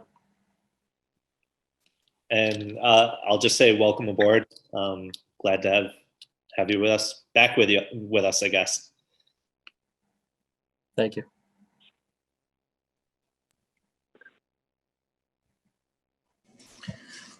Madam Chair, I think we lost the chairman of the board again. He's having a lot of technical difficulties, but I'm sure he'll extend his best wishes when he comes back on. Sorry about that, Jared. At the beginning of the meeting, we did have a lot of problems, and particularly with his connection. So we apologize. No worries at all. That's There he is. the world we live in Okay. right now with remote meetings. He's just returning. Mr. Chair, we were just welcoming Jared back to Oxford. If there was anything that you had wanted to say to him as well, we were trying to hold on till you got back. I know on my computer, I've been having a heck of a time trying to get on, but yeah, welcome back, Jared. I didn't want you to leave the big, so, the manager and I had worked very hard, so it's nice to have you back, and I wish you all the luck. I'm sure you'll do great. Thank you, Mr. Chairman. It's great to be back. It truly is. Great. Welcome.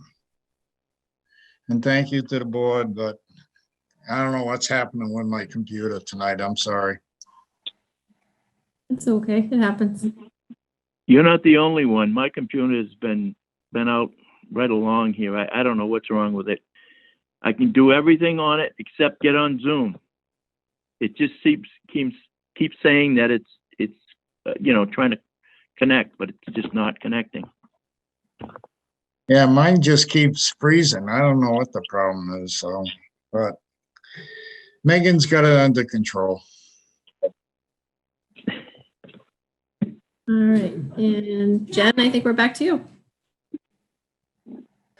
Thank you very much. We'll just continue on with our manager's report. Go see your kids tonight, Jim. You probably had a long day, so thank you so much. If you choose to do that, we'll see you on November 30th. If not, thank you so much. Thank you, Madam Manager. Take care, everyone. Have a good night. Thank you. The next item again is since we haven't seen one another since we had the presidential election, I just really wanted to take the opportunity to really extend my sincere appreciation and recognition to the town clerk's office.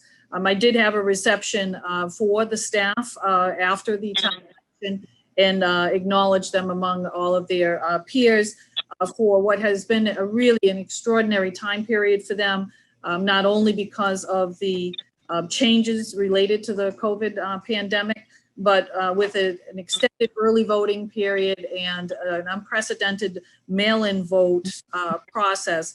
It was really, really a very difficult challenge. I can tell you that on weekends, when I came here on both Saturdays and Sundays during the early voting and also leading up to the election, we just have some incredibly dedicated staff.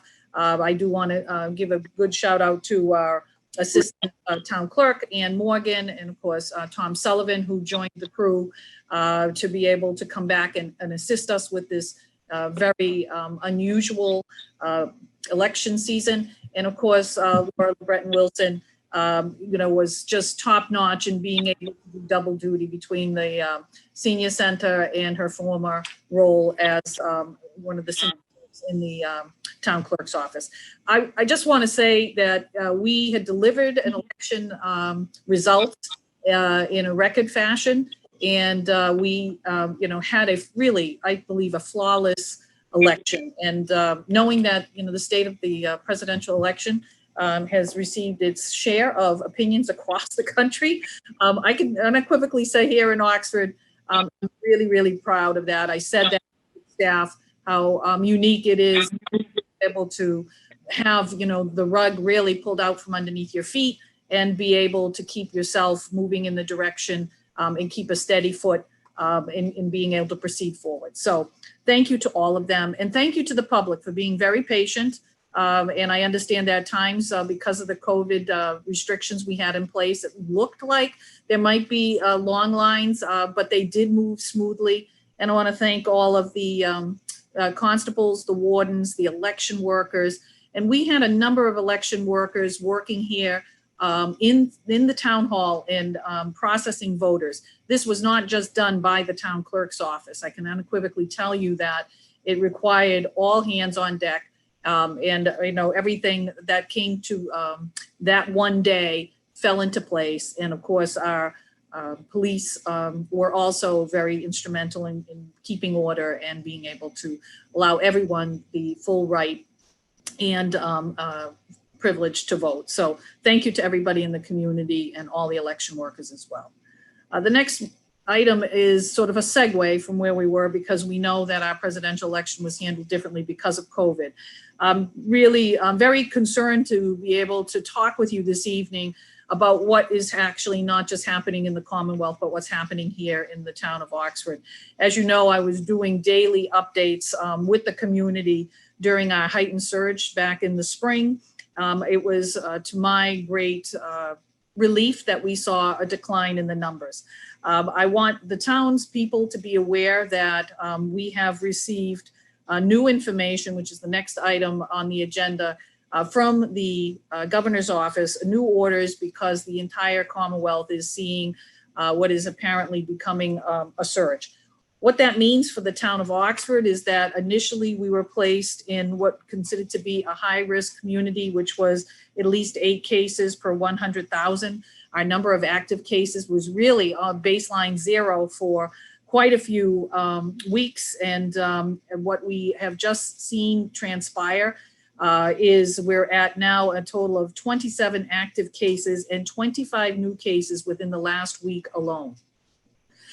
And we are finding that there are more family connections that families are experiencing the transmission of the disease. So we have now up to a total of 184 active cases in the Commonwealth in terms of its overall numbers is seen in the last 5 days consistently new active cases being over 2,000 and more hospital beds and ICU beds being used to garner enough concern. So the governor has now issued some new orders. I did place them in your packets, and I know I emailed all the board members the summary, just so that you know that there is now what they consider to be hours for operating particular businesses, from restaurants to liquor stores. It's sort of like an advisory curfew between the hours of 9:30 p.m. and 5 a.m.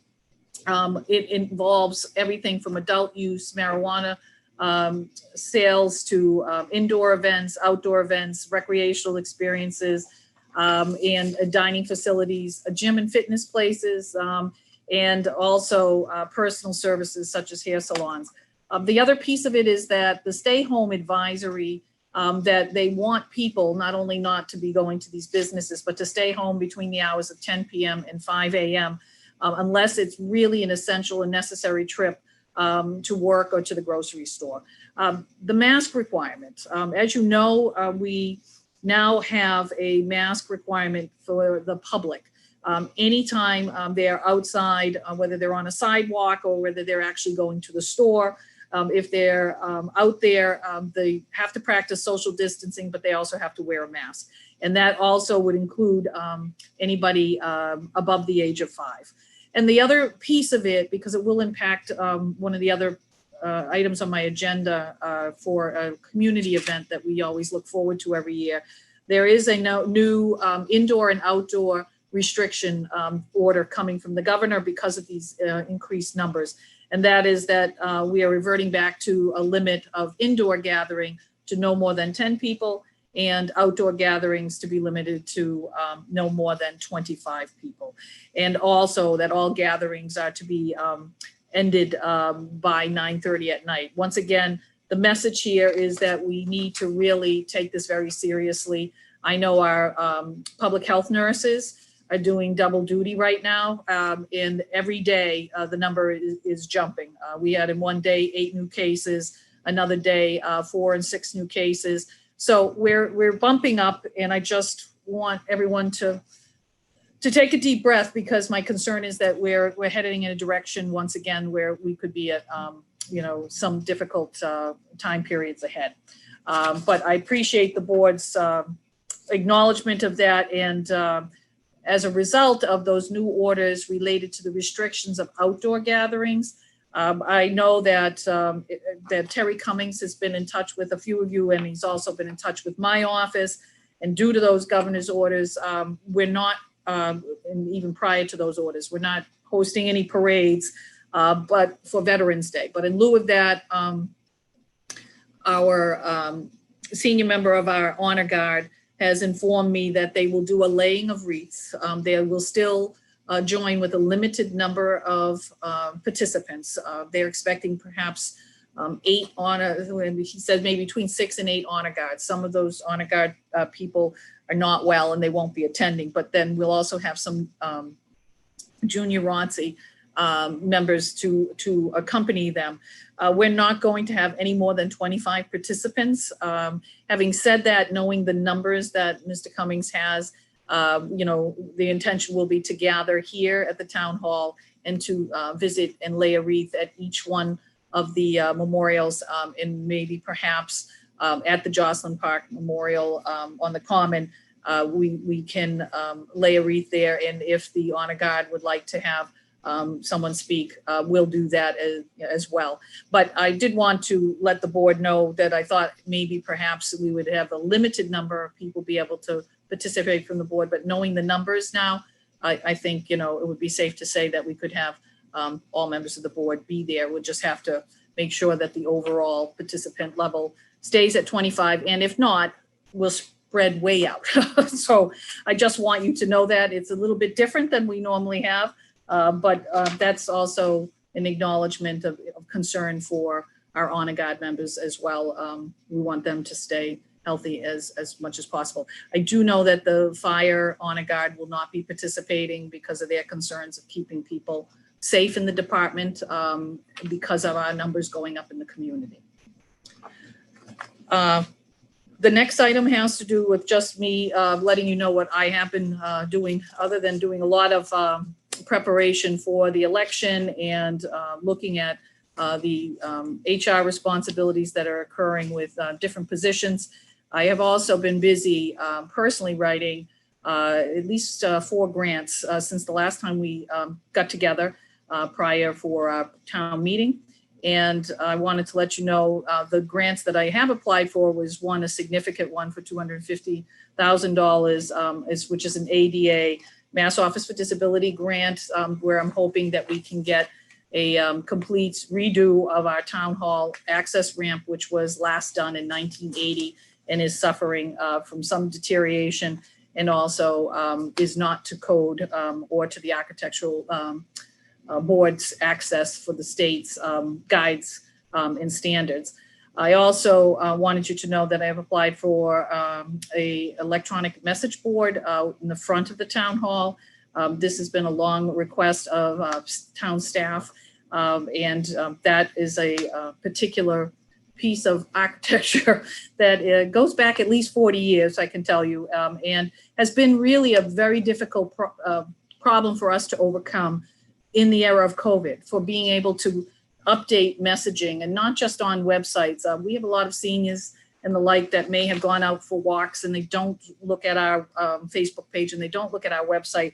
But if we had an electronic message board where we could rotate those messages in real time, as you remember, everything changes quite rapidly in the middle of a pandemic. And so I do know that I've recently heard back from the IT grant program, and I'm working with the Division of Local Services to find an appropriate place where we can put this. And my hope is that it will be funded either through the CARES Act or the Community Compact program. Having said that, there are 2 other grants that I wanted to alert you. The town has had a tree warden who's gone off and become a certified and licensed tree warden. And as you know, this town is taking it very seriously, all of the dead trees that were caused by gypsy moth infestation. And so the fact that we have literally so many trees that need to come down because they are dead and they're large specimen trees, that I wanted to jumpstart some energy into the tree wardens department with not only applying for a grant, but for launching, which we will do this coming spring, regardless of whether we get the grant or not. We have money to take down a lot of these, what we consider to be hazard 1 and hazard 2 trees priority.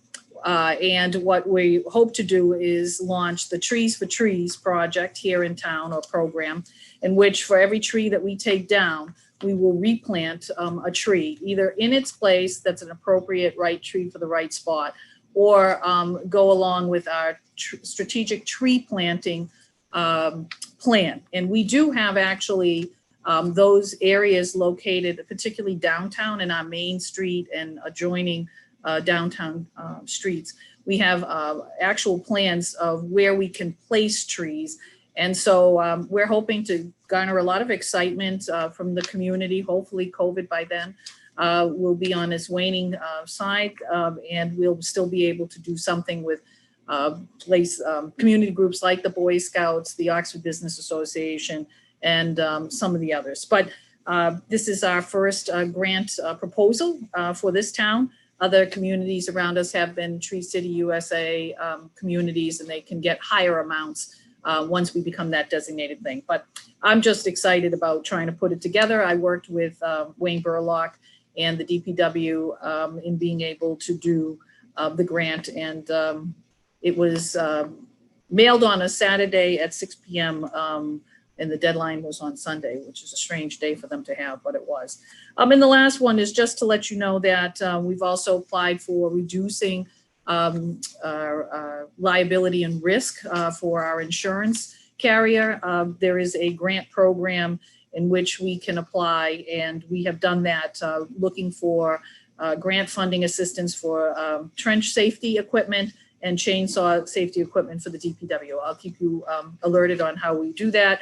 But that also, if we are to receive that, it helps us lower our insurance costs. So it takes time to put them together, but it helps save us money, and more important, it keeps our workers safe.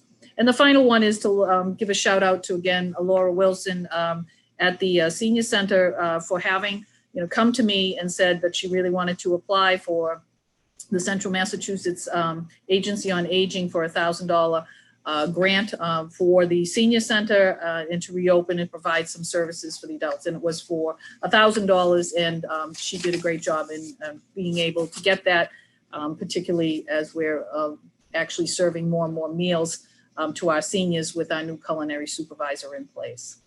The next item is just to alert the board, even though I had informed you, but to alert the public that we are moving, just like we had Chris tonight, to certify the single tax factor.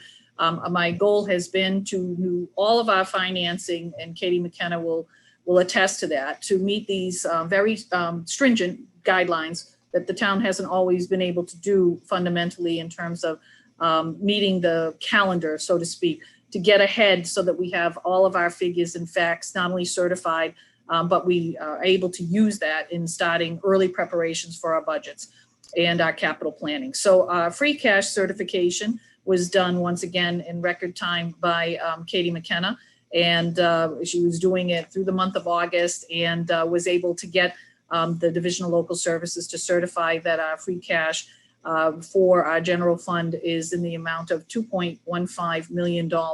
Additionally, $92,000 in the sewer enterprise fund and $354,000 in the water enterprise fund.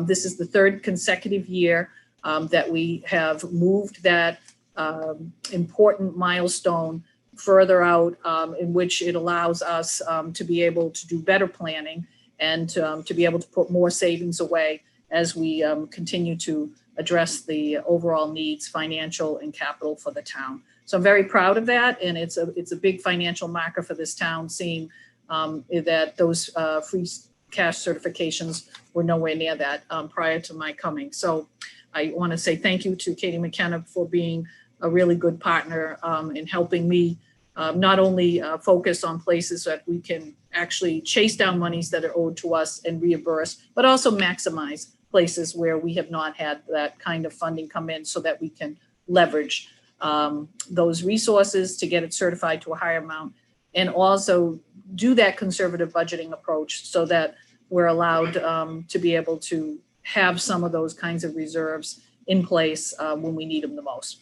The next item is to just alert the board that our veterans agent has offered his letter of resignation. Kerry Clark has been our veterans agent within our veterans district.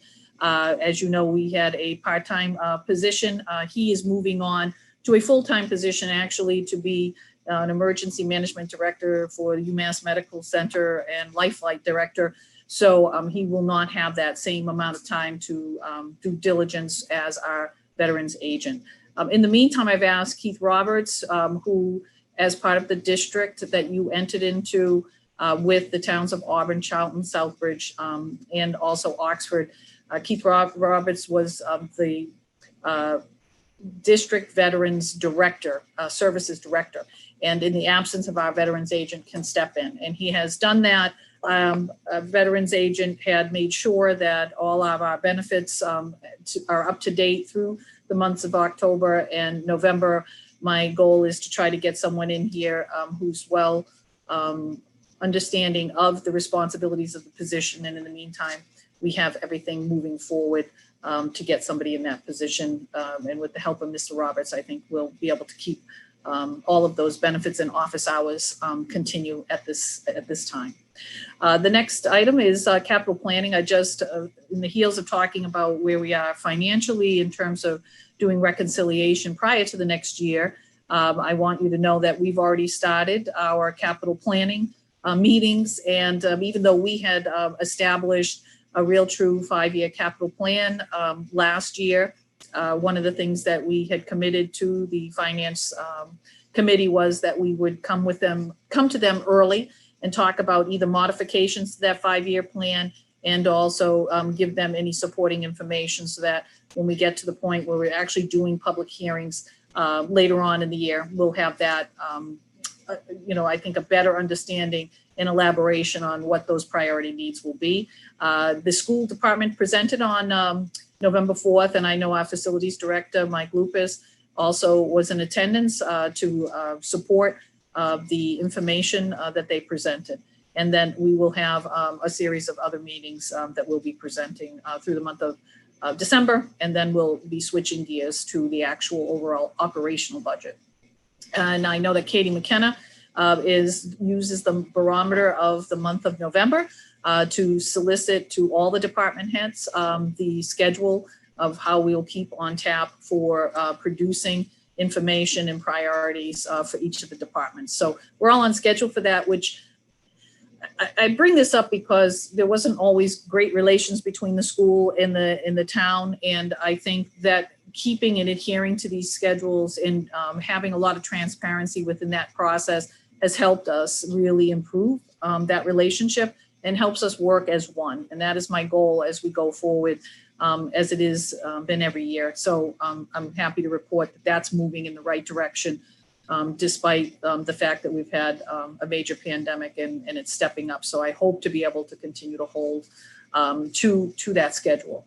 The next item is just to alert the board that your overall licensing authority, I thought you would want to know that the Selectmen's office has sent out all the 2021 license renewals for alcohol, common victular, and Class 1, 2, and 3 licenses. The renewals will be voted on at the first meeting of the Board of Selectmen in December. The next item was just to let you know that we're trying to do a little something before, of course, this big uptick in our COVID numbers, and that was to bring attention to our common, to get families, especially their children and their parents, to do something together in which they could showcase some of that creativity. So Scarecrows on the Common, I had asked the Oxford Community Center interim director to help launch that this year. And so on October 25th, we had the first Scarecrow on the Common decorating contest, and there were some really unique creative submissions. I just want to thank Shelley Lambert and Stacy White for assisting us with that organizing event. And I know that Tim put together a little video or some photographs, and I don't know if this might be a good time to show that.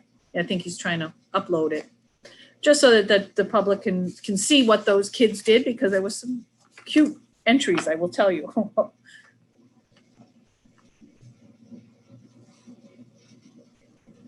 don't know if there's any music, right?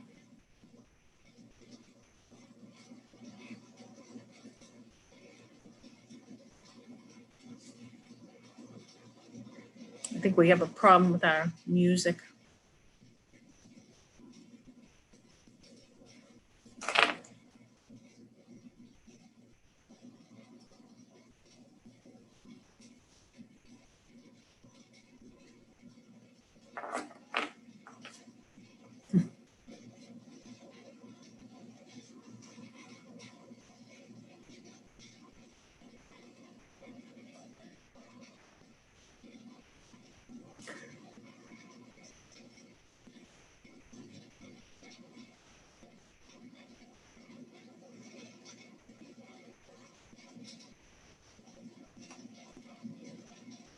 Here's the DBW entry. They won first place there. They beat out the town hall. Here's the first prize. He's an astronaut. Isn't he cute? There was music to this, so I'm ad-libbing. So there's Shelley. She's putting together the Mr. Lego. Isn't he adorable? He got his second place. And that's, yeah, Jack, the Lego Scarecrow. And this is my little sister, which was an entry that we had one of the young girls do. She has a good idea what her sister could look like as a scarecrow, and with painted nails. How do you like that? Which I thought was adorable.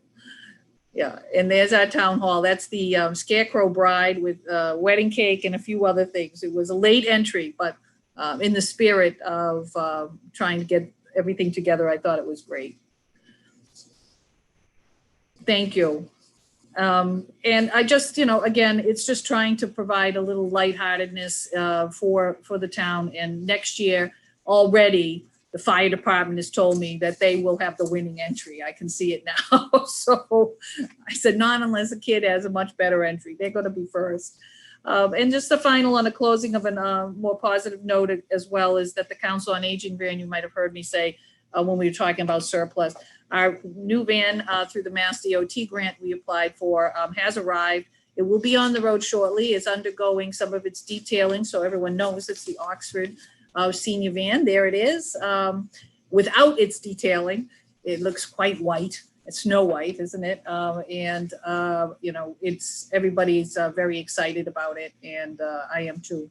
I think it'll be wonderful. And one of the things that we were able to do, just so that you know, is we worked with Mass DOT also to make it a COVID compliant vehicle, where they also have put in barriers, that are for the driver in particular, in our ability to provide that. As you can see the plexiglass barrier. They allowed us to make that an option. And doesn't that look nice and comfortable? Which is great. So, we do have people still needing to use the vehicle all the time for essential visits to the doctor, to the grocery store, and to the pharmacy. So we will be really excited. Laura has worked with a local detail provider, and as soon as that gets done, we'll let you know. And that would conclude my report for this evening. Thank you to the board for their indulgence. Thank you, Madam Manager. And that brings us to our selectmen's requests. So we will start with Chairman LaMarche. I'll keep my mouth shut tonight. Thank you. Thank you. And so we will go on to Secretary LeBlanc. Hi, good evening. I have one question. Madam Town Manager, how are we doing, especially with the COVID uptick and so forth? How's the Board of Health Department doing? I mean, are they working like 20? I know you said the nurses were working like double time. You know, I mean, are they all working around the clock? I mean, I'm sure, yeah, just how are things? Things are fine. As you know, our Board of Health agent had retired, but at the time period where we need most attention, it really is focused on contact tracing. And so the fact that I recruited those 2 nurses, I've never let them go. They've offered, even while school has upticked, because the 2 of them are nurse practitioners that also work in the school department. So they've been able to sustain their ability to continue to work for us. So that is the number one thing, is in public health prevention, is to go to the source of wherever we have a positive case that's been identified.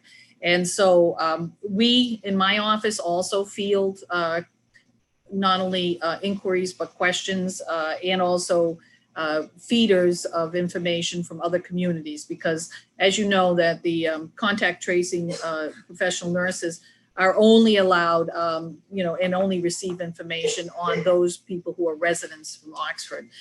So if they work in another town, but they're a resident here, which is, something we had a recent case, somebody who, taught in another town, but there is something in the order of even, one particular case where there could be as many as 30 to 40 contacts. So it is a lot of outreach and phone calling. And so they are really stepping it up, but it's not so dissimilar to what they were doing during the other, period of the surge.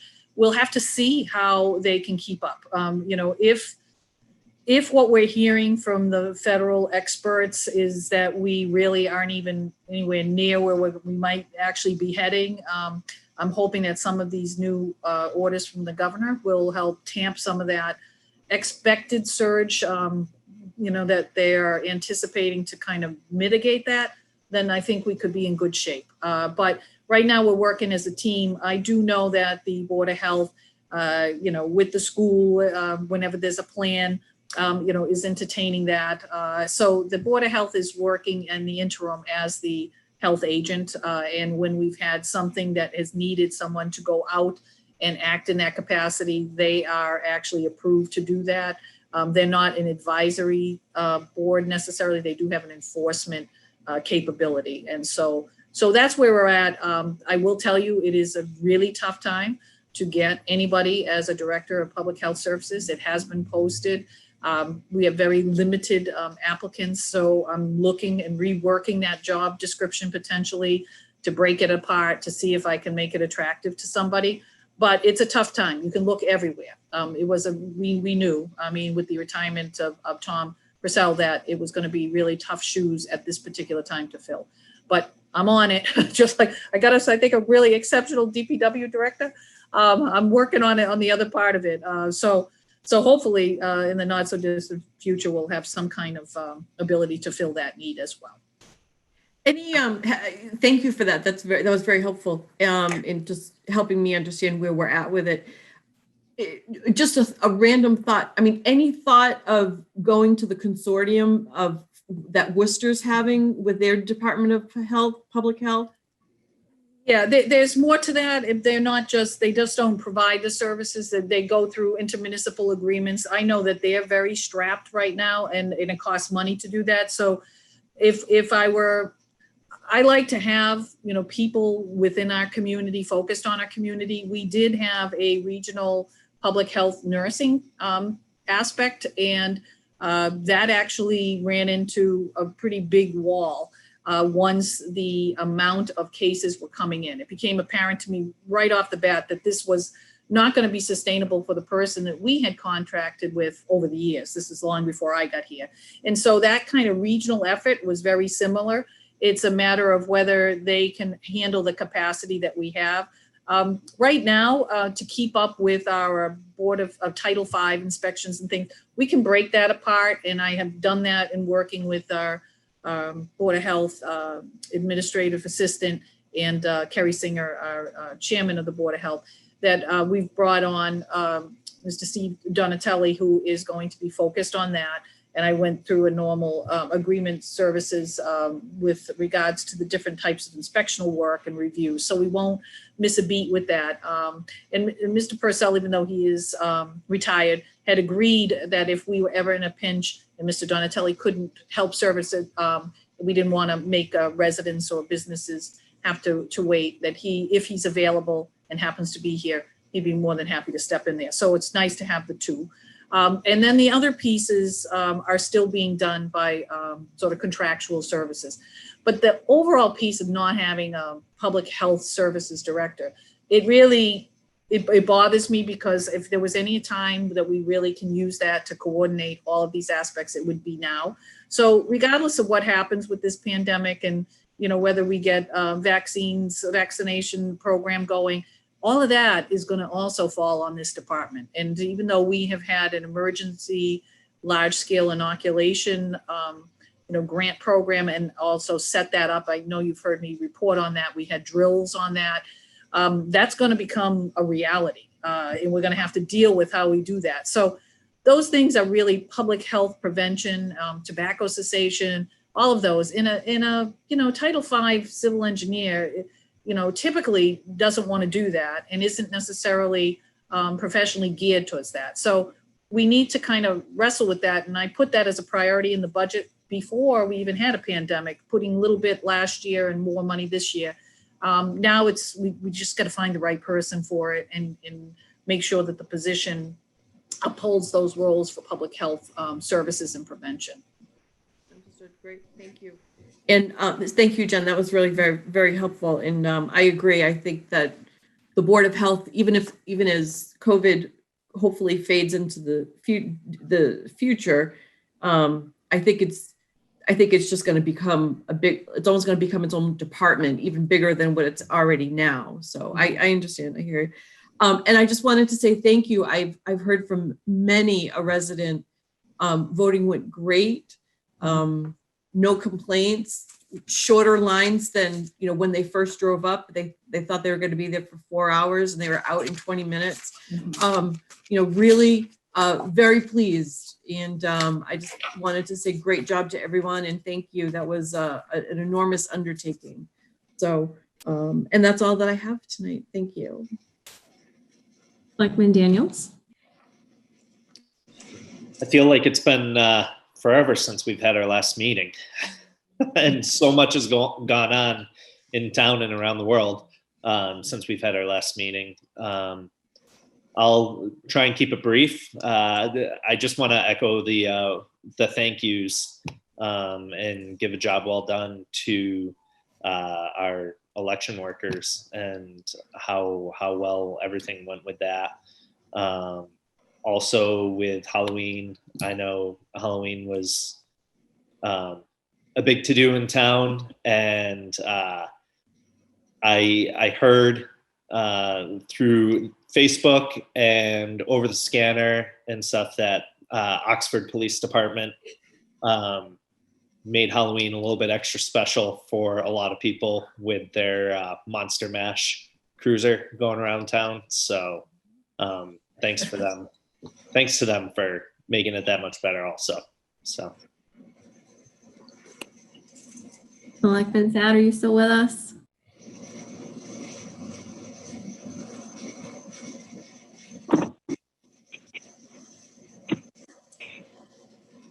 I think you're trying. Yes.